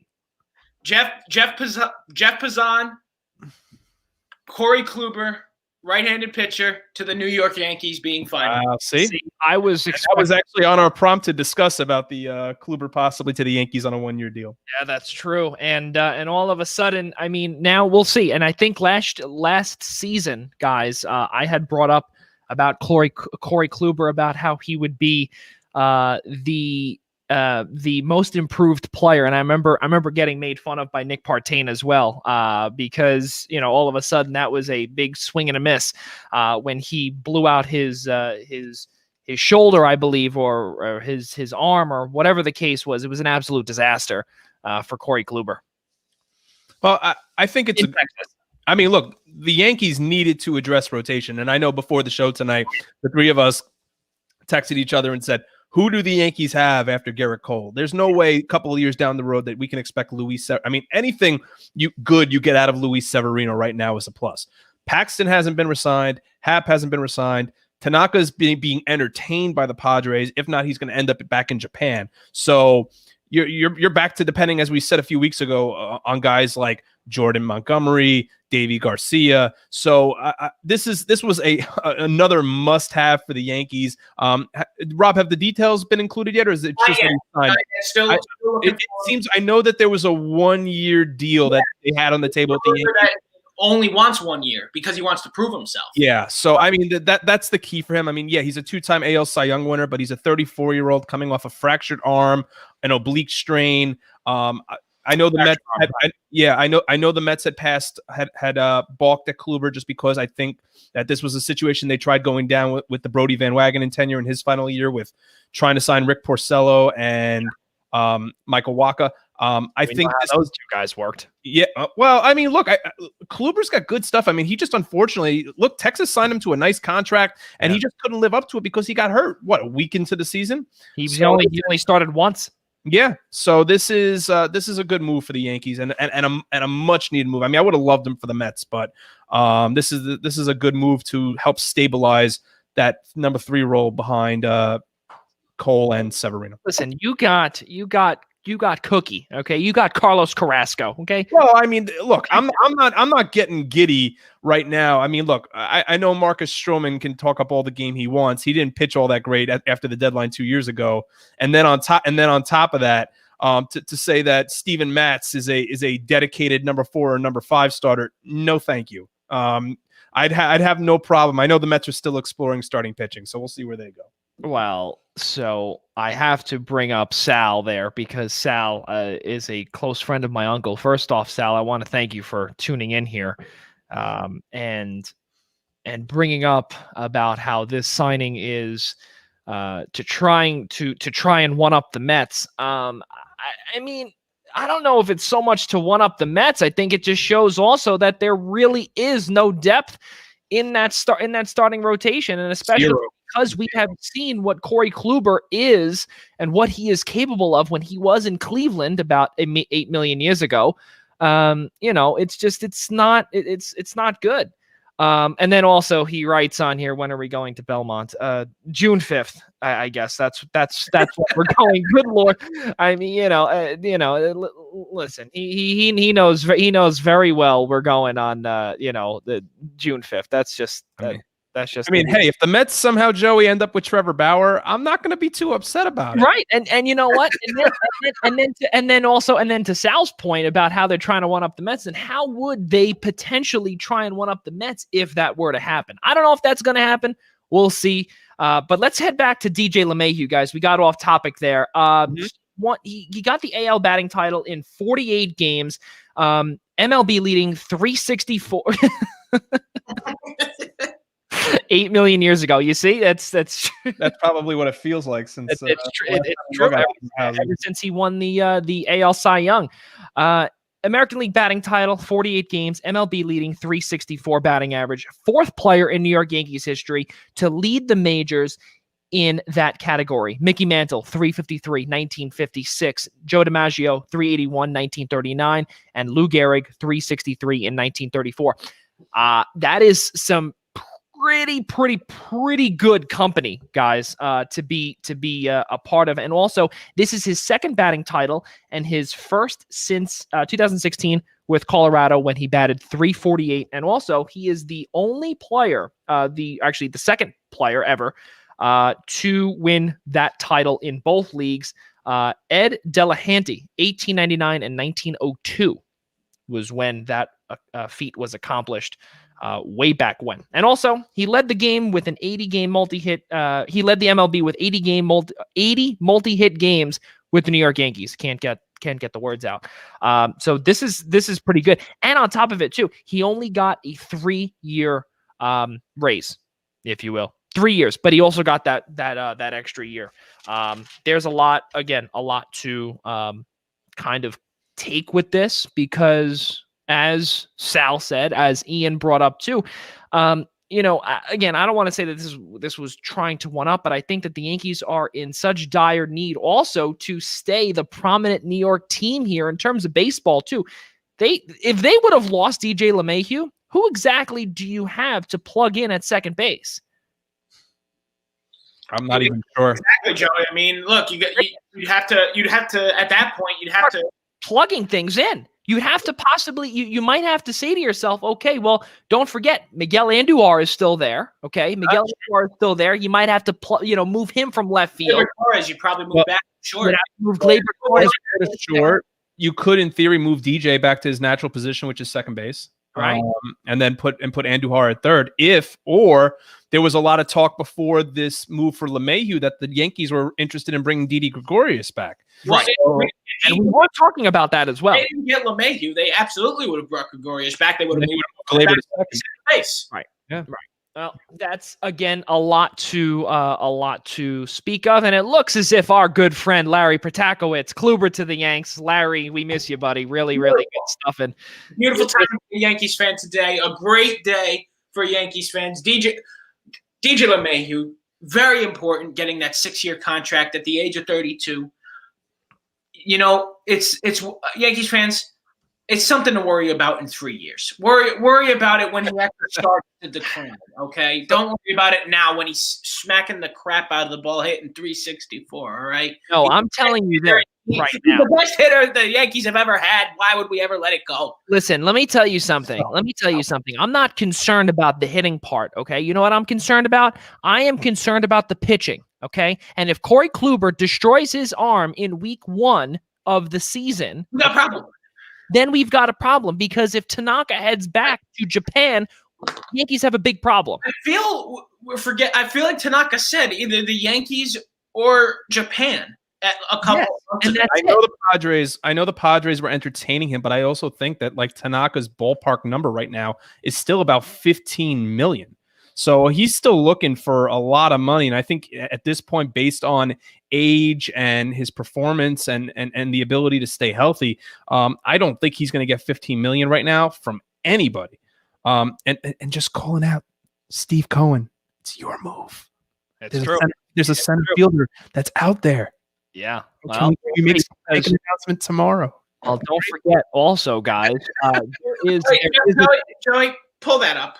Pull that up. You know exactly what I'm talking about. Pull that up. Bruh, no, not that one. No, not that one either. The one right below that. Yeah. Right. I'm 190 pounds. No. You don't get that. No. That's not what you think it is. That's not what you think it is. That's not what. No, my uncle had knee surgery. That's not what he's making fun. Oh, that's awkward now. Okay. Now that's awkward. We've gone completely off base in about the last 5 minutes. And we do apologize all to our viewers there. Oh my goodness. No, that's not the case. Guys, Liam Hendricks from Oakland to Chicago, $54 million over 4 years with a club option for year number 4, I believe it is. And it looks as if also that if there is a year 4, it is going to be a club option, or it's going to be a $15 million buyout. The buyout will be paid in 10 equal installments between 2024 and 2033. God, I got to tell you this. As a New York Islanders fan, that just scares me to look at, because I know Rick DiPietro, and I know also as a Mets fan for Ian Schraier, he all he sees is Bobby Bonilla in that. So Liam Hendricks is one of the best, if not the best, relief pitcher in all of Major League Baseball, and he got his payday big time in Chicago. Up and coming team, great stuff. Ian Schraier, let's start with you on this one. I think this just furthers their opportunity potentially to not only win the AL Central, but the AL pennant altogether. I believe right now in the Vegas sports books, they actually have the second best odds to win the American League pennant, only behind the New York Yankees. If you look at the competition right now in their division, and let's keep in mind that we know what they can do offensively. They added Adam Eaton to that, which is a nice another fourth outfielder to add to what is a loaded lineup. And then also acquired Lance Lynn to deepen that rotation, which is where they struggled last year. Now what you've done is you've said, okay, 2 years of Alex Colomé, we're good. Now we're going to bring in the best reliever in baseball. He was the 2020 AL reliever of the year. He's a swing and miss pitcher. He's 2 years removed because we had the shortened season last year. He's 2 years removed from having a season with 124 strikeouts. Hey, Tyler, what's going on? When you look at the competition right now that the White Sox have in that division, the Royals are in rebuild mode. The Tigers are still well into rebuild mode. They haven't begun rebuild mode yet. Yeah. The Indians just traded Cookie and Lindor to the Mets. So that really leaves you with the White Sox and the Twins. And I'm not even so sure the Twins have even re-signed Eddie Rosario yet. So, I mean, look, the Twins, always a great regular season team, a terrible postseason team. But look, the White Sox had a hold on the AL Central until the final week of the season and then lost it to the Twins. So this, to me, you just up. I mean, in terms of middle relief, after Aaron Bummer, I think they still have some question marks. But I mean, when you get that ball to the ninth inning, you have one of the best closers in baseball, and I think that just makes the White Sox that much better in 2021. Eddie Rosario also, just to clarify that, December 7th, he put out a farewell message to Twins fans on Instagram. Oh, wow. I didn't even know that. Yeah, saying that he was done, or he would like to thank the Twins organization for the opportunity they provided me with 10 years. It was a privilege to wear the Twins uniform and to be a part of so many learning experiences and lessons on the field, some challenging but very rewarding for my development as a baseball player, end quote. So, again, I want to go to Rob DeLuca on this here, because we look at 2020 and what Hendricks did in Oakland. 1.78 ERA, 37 strikeouts, and 25 and a third innings pitched, 14 saves, also named AL reliever of the year, 5.2 WAR. Next highest, Nick Anderson at 3.2. And don't forget also his velocity jumped from 94.4 miles an hour to 96.5. So he gained 2 miles an hour, and he got a humongous payday as well. I mean, I know initially the contract stipulations, Joey, were like 3 years, $54 million. I just thought 18 million, even if he's the best closer in baseball and he's more of a strikeout guy than Colomé is, I still thought at the time 18 million. I mean, it's just an outrageous number for a closer. It looked and well, originally it was that, and that were the initial reports were 54 over 3 years. But then the Chicago White Sox came out and they made that signing official. But then it had said on their Twitter feed and their website that it was 54 over 4. Mm-hmm. So people were jumping and scrambling, trying to figure things out because all of the reporters had it wrong. And the Chicago White Sox were the ones to just come in and prove them all wrong. Rob DeLuca, your thoughts on Hendricks heading to Chicago? And not only that, let's not forget, he's 32 years old as well. Well, that's just it. This is exactly what the White Sox need. They're going for it. The White Sox are going for it. They know their time is now. The window, at long last, since 2005, literally since the World Series title in 2005, the window is finally open again for the Chicago White Sox in the South Side. It is finally open again. So they're going to do everything they can to try to get back there as quick as possible. I think this was a very solid signing. Obviously, now that we have the new numbers, I think it's a very good signing. He's 32 years old, so this will take him till he's 36. That's a great time window for one of the best closers in baseball. So I think this is going to work out very well for both sides. Well, in that case now, ladies and gentlemen, let's get to and for those that do not really know this segment, it is called What Really Grinds My Gears. And this is the time now where Rob DeLuca is going to be the one put in this hot seat. And for those that do not really know, Rob DeLuca is a Brooklyn Nets fan, okay? And we're not really big NBA fans here, but we discuss it from time to time. And the NBA, obviously, there was a massive trade that we know here in this state, in Brooklyn, actually. James Harden was traded to the Brooklyn Nets. So let's just lay this all out on the line for all of those that are watching. So James Harden was traded to the Brooklyn Nets, okay? So that is all they got, okay? They also received the 2024 second-round draft pick from Cleveland to complete the deal. So now let's get the logistics in here. And I know Rob DeLuca, the acid in his stomach is literally jumping around and working his way up his esophagus once Churning, to say the least. Yeah. So as I remember, and I know that for all of our viewers out there, they remember this vividly when the Brooklyn Nets traded nearly the entire farm, bench, roster, and future for Kevin Garnett and Paul Pierce. So now let's continue. Let's continue with this. Brooklyn trades Jarrett Allen, Taurean Prince to Cleveland. Brooklyn then trades Karis LeVert, Rodions Kurix, 3 first-round picks, 2022, 24, and 26, and then also 4 first-round swaps, 21, 23, 25, 27. Houston receives, and this was a 3-team deal, Houston receives Dante Exum, a 2022 first-round pick from Cleveland via Milwaukee. And then to top this all off, because Houston's rebuild just accelerated about, a good year, they traded 1-for-1 Victor Oladipo for Karis LeVert. And let's not forget what Victor Oladipo is capable of in his time in Oklahoma City.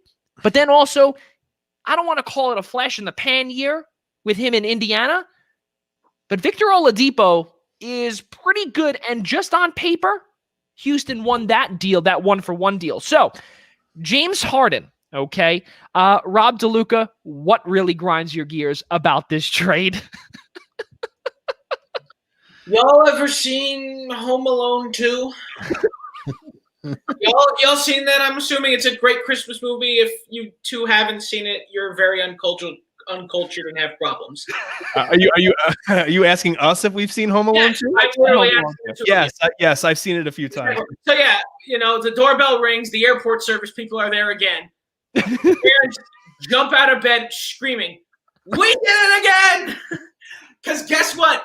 The Brooklyn Nets did it again. They did it again. They ruined their entire future again. The Nets literally just got over the hump of the Garnett and Pierce trade.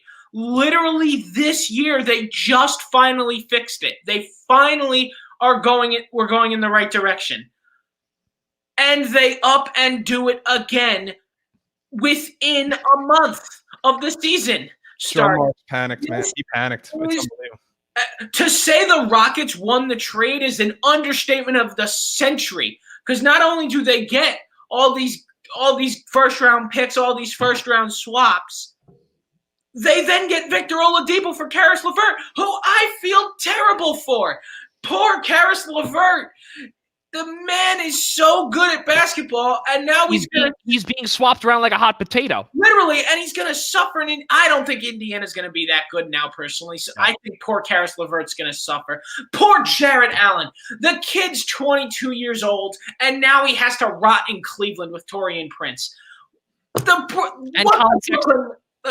telling every Nets fan right now, if the Nets do not win for the title this year, next year, even possibly the year after that, this trade was a failure. All right, I'll lighten it up. If they're not in the NBA Finals for the next 3 years straight, if they're basically not Warriors 2.0, their season is a failure. This trade was a failure. This organization will be a failure. What a disappointment this was to see happen after overpaying for Joe Harris. We thought we were in the clear, finally away from all of this, and we still end up with James Harden. Now I feel horrible for Joe Harris too, because now he's going to be making $20 million a year to sit there, to stand there on the court, because they've got not one, not two, but three people who refuse to pass the ball on. So I don't know how this is going to work. It's not going to work. Watch out. The Orlando Magic are somehow going to win tomorrow's game. I know it for a fact, and they're not even that good. Well, don't forget. Hold on. Time out. Do not forget. Joey, we have to chop this up after the show is over and put this on social media. This is the moneymaker right here. Let's not forget also, if I'm not mistaken, just a few hours ago, Adrian Wojnarowski or Ramona Shelburne, somebody tweeted out that the sources out there that are close to the Brooklyn Nets are saying that Kyrie Irving now. Don't get me started on Kyrie Irving. Oh, that's a whole nother can of worms. Listen to me, you spoiled little brat. Get your ass back onto the court and play some basketball.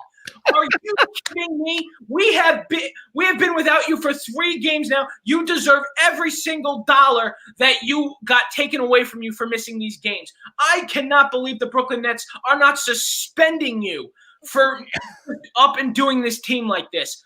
Get out of Brooklyn. Retire from basketball, because it is clear your head is not in this game. Rob, that was tremendous, but I do real quick want to correct you on one thing. Rob, they have to win the title. Period. It's a failure if they don't. I know, because you had said if they have to get to the NBA Finals. No. They have to win it. They really do. I'm trying to somehow justify it by, if we just get there, maybe we'll get it next year. No. Anything short of a championship in the next 3 years is a failure. 3 years. How about 2? Listen, we have to remember. We go back. I was actually at one of the games Miami Heat and the Brooklyn Nets. Okay, I think it was the same exact year that they traded for Kevin Garnett and for Paul Pierce. Okay, that had just completed the Joe Johnson, Deron Williams, Brooke Lopez, that big five to try and compete with the big three, whatnot.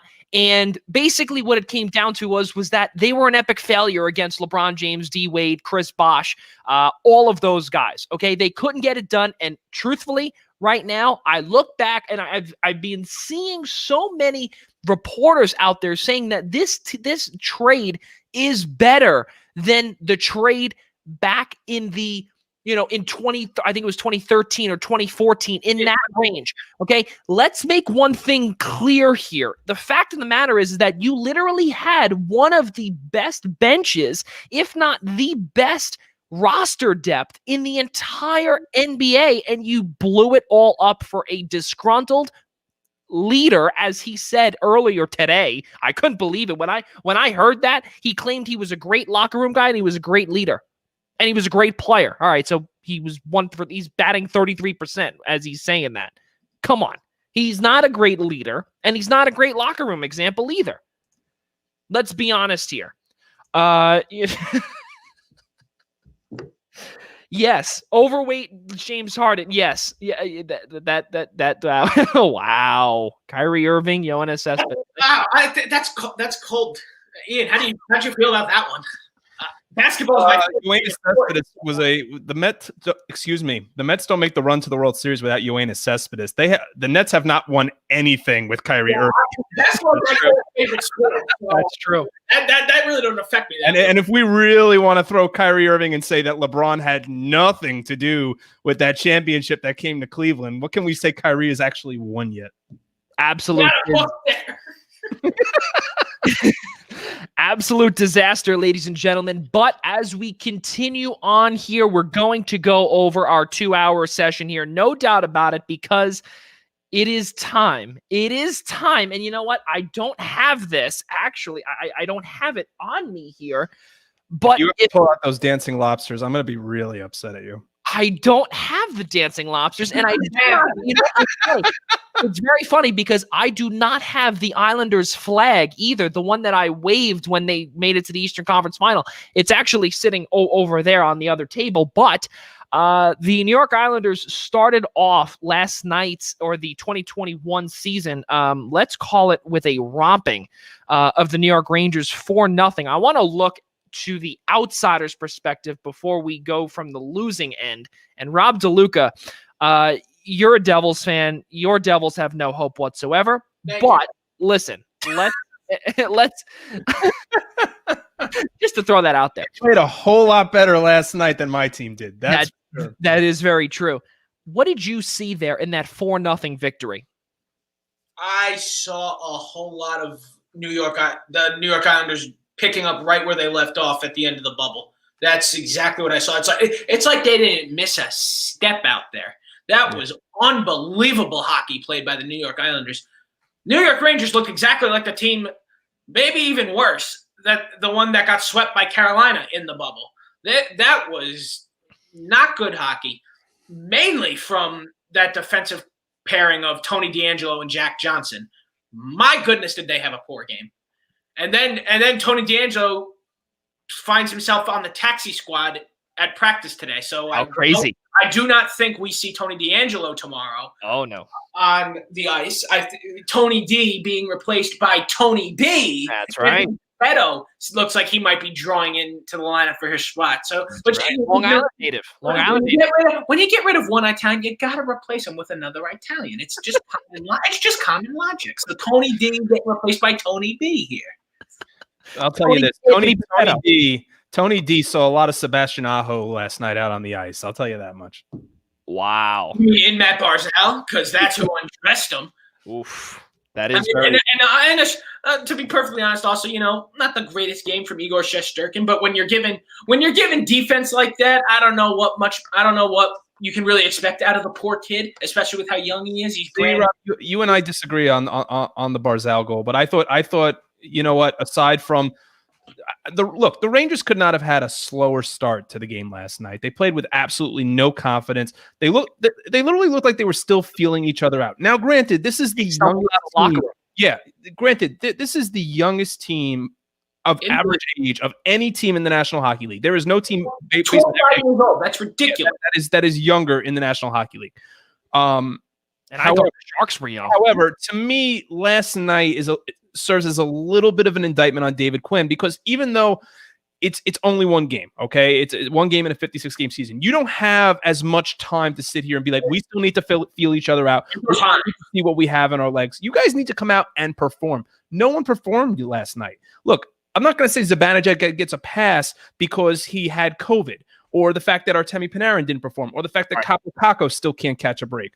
I mean, I'm not going to sit here and argue the fact that Jacob Trouba, that was a goal and they called it no goal, but yet they were ready to give Ryan Pulock the goal that would have made it 5-0 at the time. I digress. It's slightly an indictment on David Quinn, even though we're only one game in, because it tells me, what exactly did you discover in training camp? Right. You know, it's not like it's not like there was a lot of roster turnover. You knew who your top two lines were going to be. You knew Alexis Lafreniere was going to be in there. You knew right at the start of training camp what you were going to get out of Keandre Miller. Meanwhile, he got limited minutes starting midway through the second period. No idea what that was about. So yes, there's me grinding my gears about the Rangers. But yes, Rob, to your point, the Islanders picked up exactly where they left off. I mean, I'm sure Joey can't say enough about the fact that Barzal's already living up to his new contract with the way he played last night, both offensively and defensively. I know it's still early to say it, Joey, but listen, you can't argue with the way. Way too early. Yeah, I know it's way too early, but look, I mean, this is a guy also who spent 2 days in camp. Yeah, pretty good for a guy. Looked pretty good for a guy who's only there for a couple days. Yes, but the difference is that he's been working out with Johnny Boychuk and also Dennis Seidenberg as well. Old man central. Again? Old man central. Yes, that is right. And you know what? And I don't want to say just by looking at, the contract that he did sign, yes, 3 years, $7 million. Now he becomes a UFA after. Basically what it comes down to is, he's another he's an RFA after 3 years. That's my mistake. So he'll be an RFA after, and then he'll sign that big money deal. But I can't say that he's living up to the hype. I want to see it through a whole season, guys. Listen, you could say that Anders Lee had 2 goals last night. All right, great. Is he living up to a $7 million deal? I mean, last year he, in the bubble, he played fantastically. He played out of his mind, as did the whole team. That's why they made it to the Eastern Conference Final. Well, Joey, considering what you saw out of Barzal towards the end of last season, before the stoppage, and then again in the return to play, you can't. I mean, look, we know the question marks, at least in that third defensive pairing, which continually got undressed by the Barzal line last night. But you can't say that even after just one game that there isn't a little bit more excitement about the fact that Barzal was playing maybe a little more selfishly, and as a result, he looked a lot better than he did towards the end of last season. Yes, I that is a fair point, but what I have to give, and I know my uncle's listening here, and he's a diehard Flyers fan.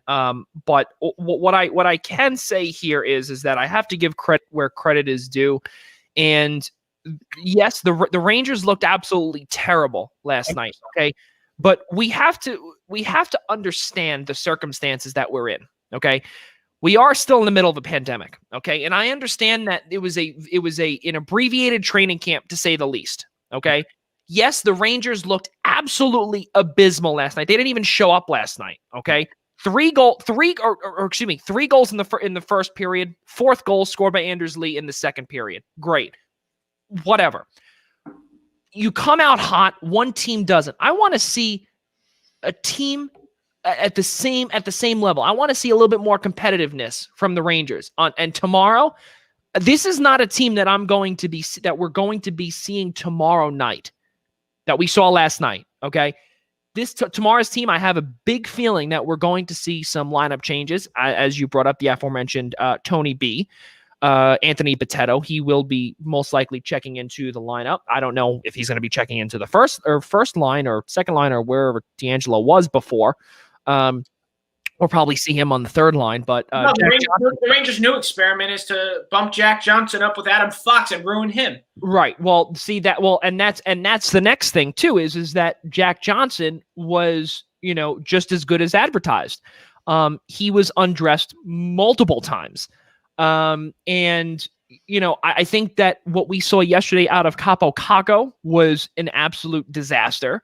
And it's really a shame to say where we've seen in the beginning of this year, where we've seen NBC come up with, different marketing tools and say, all right, who's it going to be? Is it going to be Jack Hughes, or is it going to be Capo Caco, who has a better sophomore year? And again, I know that the Devils played last night. They played a fantastic game, mind you. They did. No, they did not. They played a good third period and beyond. I continue. Capo Caco, okay, is he going to have a breakout sophomore year? Well, and I think tomorrow is going to be really the day or the night, if you will, that we are going to find out more about the identity of the Rangers. That's truthfully what I see. I don't disagree, Joey. I think we'll see if they go back to Shesterkin. There's no reason not to, but I know that the Rangers in training camp were addressing the goaltending situation as a 1A, 1B for right now. So we could very well see Alexander Georgiev. I know the Islanders haven't announced whether it's going to be Varlamov or Sorokin tomorrow yet. I'm sure we'll find that out after the morning skate. But yeah, I think tomorrow is very, very important. I think that tomorrow is a big point in terms of responding, showing that maybe the performance that we saw with top two NHL draft picks. Look, I'm not going to put a whole lot into Alexis Lafreniere after one game. No. I'm not going to put a whole lot into Keandre Miller after one game, though for some reason, again, to repeat, that he was seeing limited minutes in the middle of the second period on. Right. Why? In a 4-0 game. I don't know why. I mean, that's the time you should be playing. Yeah, I mean, well, also, how are you going to create any chemistry? And again, it's game one. How are you going to create any chemistry when you're constantly trying to piecemeal lines together and try to see where the chemistry works? I mean, I think Kako may have spent time on 3 lines last night. He was all over the place last night.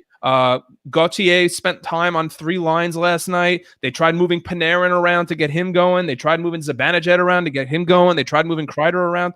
At this point, right now, you just got to try and be consistent early on and see what works. You had a very limited training camp. Listen, I don't want to say this is a big year for David Quinn because and it's only his second season because they're in the middle of a rebuild. But if this team starts out slow and they can't figure out what's going on with their draft picks and they can't figure out what's going on with their stars, there's going to be a lot of question marks, not just surrounding David Quinn, but Jeff Gorton as well.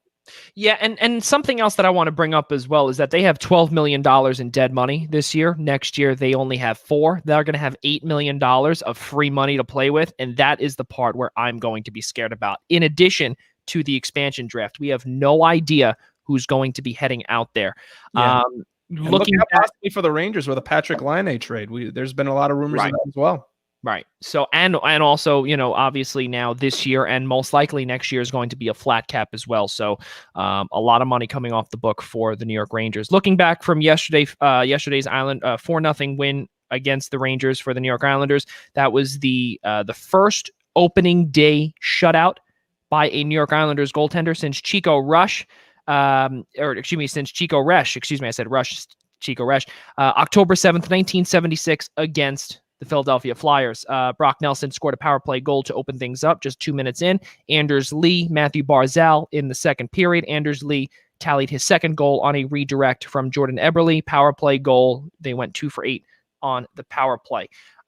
Tomorrow night, 7 o'clock Eastern time, MSG Plus. MSG 1 o'clock is going to be the Devils tomorrow. And I know that's where DeLuca will be focusing on the entire time.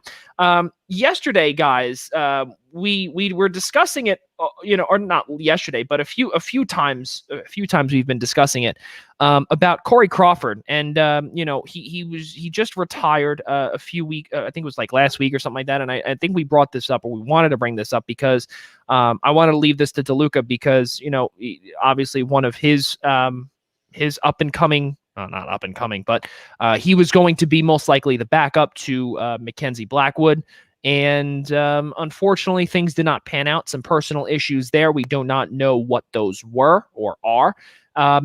DeLuca, your thoughts now on having Blackwood and Wedgwood, the 1-2 tandem, and Corey Crawford, as he says, sayonara to the game of hockey. Well, yeah, Joey, as you said, it's a 1-2 tandem. This is certainly not a 1A, 1B situation anymore. This is now Mackenzie Blackwood's net. I would expect Blackwood to play at least 40 games now in this 56-game sprint, but that's good. That's good. I want to see this. I want to see what Blackwood can do in a big boy workload because he's supposed to be the big boy of the future. So this will be a great test to see what he can do in a sprint like this. As for Corey Crawford, congratulations on a great career. Yeah. Legend of the you are a legend of the game. You may not be one. You're not going to be one of the greatest goaltenders of all time now, but hey, 2 rings. You won 2 rings. So you know what? Kudos to you because you had a great career. 10 years with the Blackhawks, all with the Blackhawks, 2 Stanley Cups.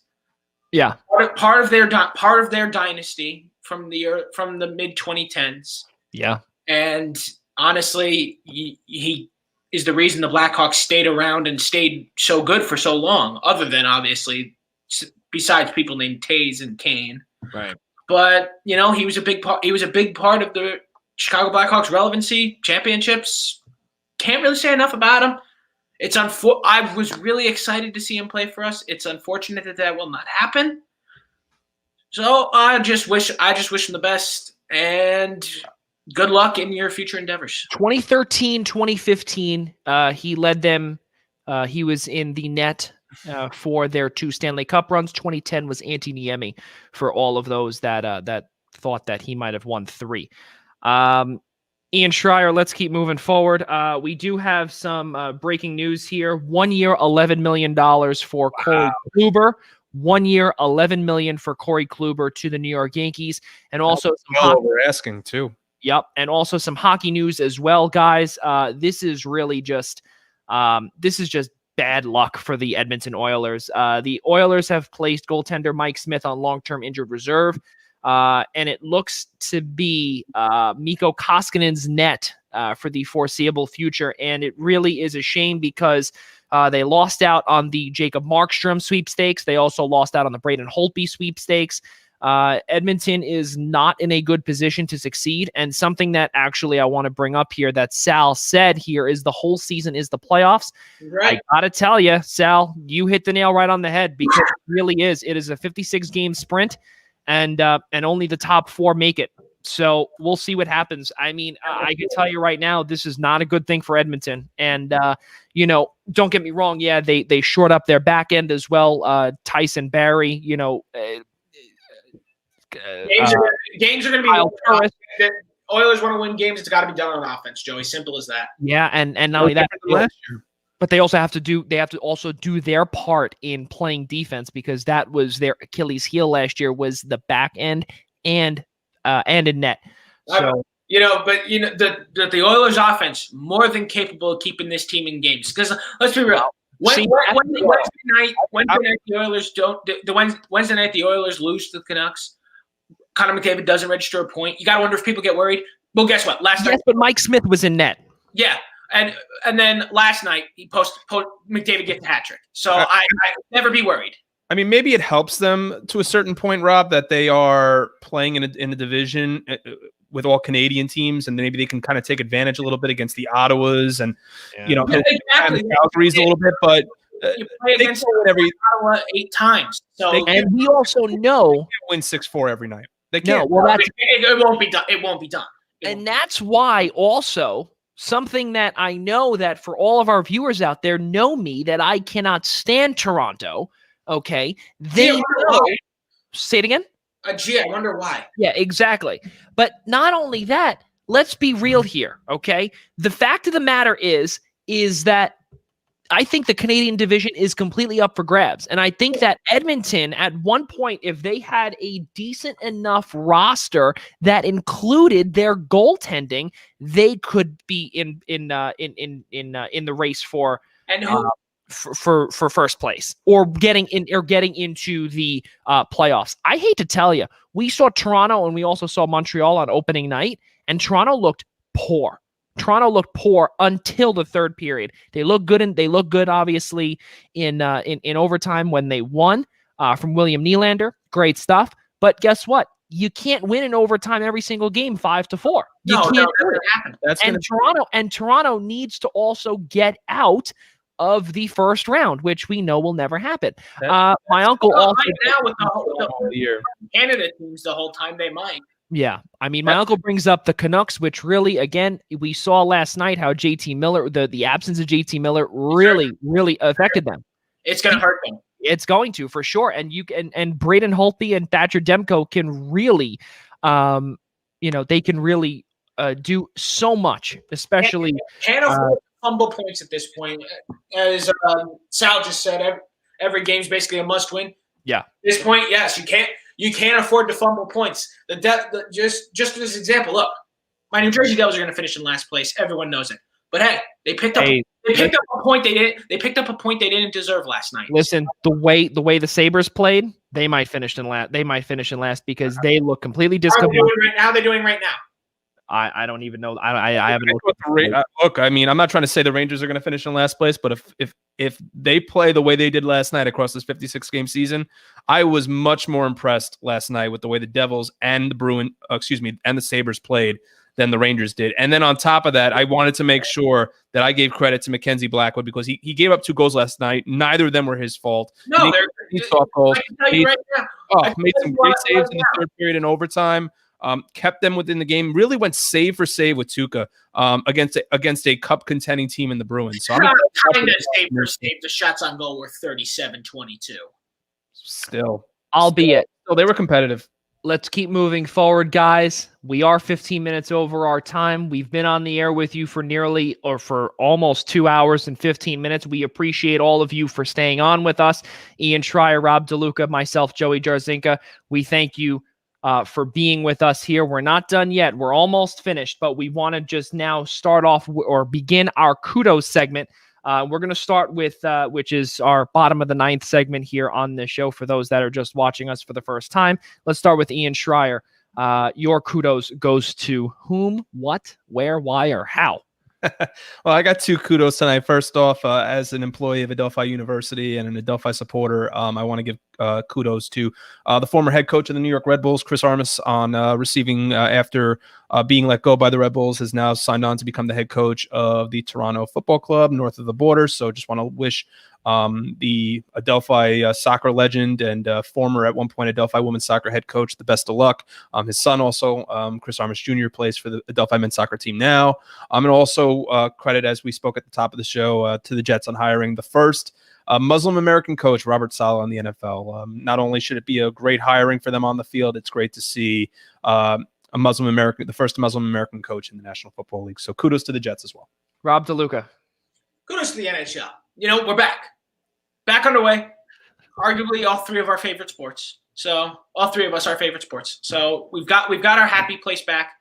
We've been blessed with a great first 2 nights. Wednesday and Thursday were phenomenal. Lots of goals. Many games went over. Winning game. Only a couple games have gone under, but even those were exciting. A lot of great games so far. There's great action going on right now, actually. Some great games going on.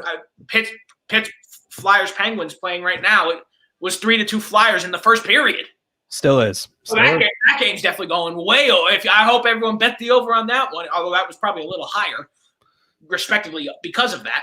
But still, it's just we're getting phenomenal hockey. And I think there's going to be a lot of more games going way over on goals scored because of the sprint, lack of training camp, lack of preseason, literally no preseason. So, but you know what? They got it underway. And let's have a great 56-game sprint. Let's just have fun with it. It's especially, it's easy for me to say when I'm a Devils fan, we are not going to be in the playoffs. So I can just say we can have fun with it. You two, on the other hand, actually have things to worry about.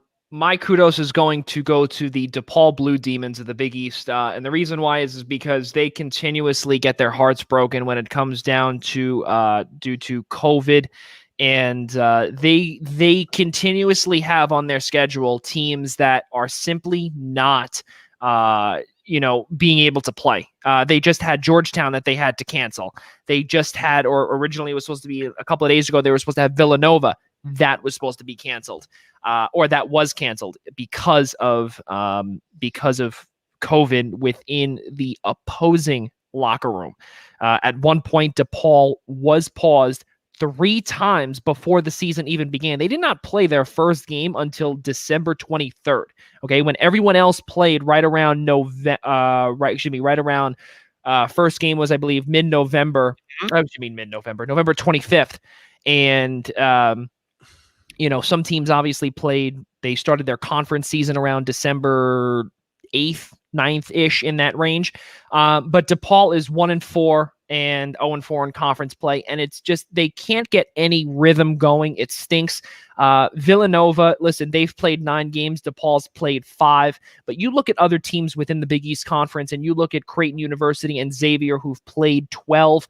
Seton Hall has played 14. They were only on 1 pause in the beginning of, or actually in training camp.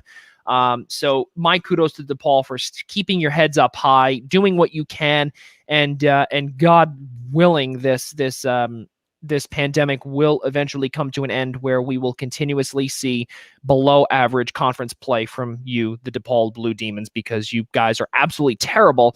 But again, kudos for not opting out like some of the women's programs.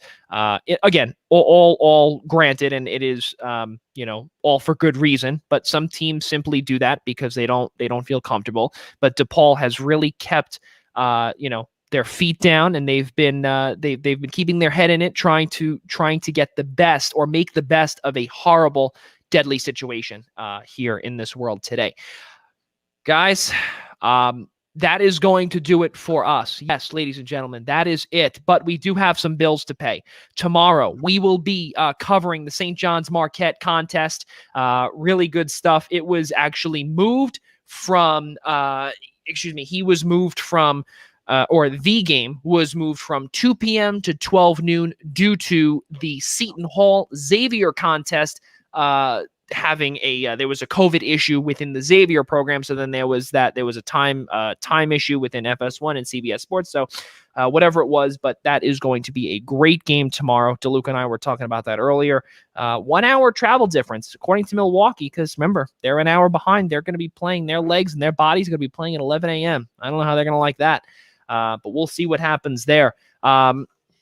As always, ladies and gentlemen, subscribe to us by searching the Primetime Rundown on the following platforms: Google Play, Apple Podcast, Spotify, and iHeartRadio. Also on YouTube, search I-95 Sports Network as well. Also, ladies and gentlemen, on Tuesday night, January 19th at 6 p.m., tune in to the Essential Wrestling Podcast presented to you by ProWrestlingPick'em.com. Al Carl, Tyler Adele, John DeConi, John Smith, Gary Mehefe, and Ryan Joy will take you through the world of wrestling as well. January 30th, our wrestling continues. The Royal Rumble special, Saturday, January 30th at 3 p.m., starting at 3 p.m., presented to you by ProWrestlingPick'em.com. Those guys will be welcoming a few guests from what I am told. We do not know exactly who it is, but we'll get those names to you shortly, hopefully, when they are confirmed. Also, we continue our partnership tomorrow with the New York Professional Scouts Association and the Eastern Observer, as we always highlight every week a brand new scout every week. Al Goldis, Los Angeles Angels, Chicago White Sox, Milwaukee Brewers, Chicago Cubs, New York Mets, former Major League scout and scouting director for the aforementioned Cubs. That comes your way tomorrow at 11 a.m. Eastern time right here on the Eastern Observer. Also, ladies and gentlemen, Monday night, Ian Schraier is going to be interviewing Long Island Nets, News 12 Long Island, and WFAN personality, Long Island Nets play-by-play broadcaster and anchor for the aforementioned platforms, Kevin Dexter. He will be coming on to the show, so it's going to be a fun time. January 30th, 8:30. January 18th, my goodness. January 18th, Monday night, Martin Luther King Day, 8:30 p.m. Eastern time, right here on the Eastern Observer. So a lot of good things coming up here on the Eastern Observer and the I-95 Sports Network, fellas. Really, really good stuff here tonight. And let's wrap this up. For Ian Schraier, Rob DeLuca, and for all of us at the Blackjack Media Group and the Eastern Observer, I'm Joey Jarzynka. We'll see you next time.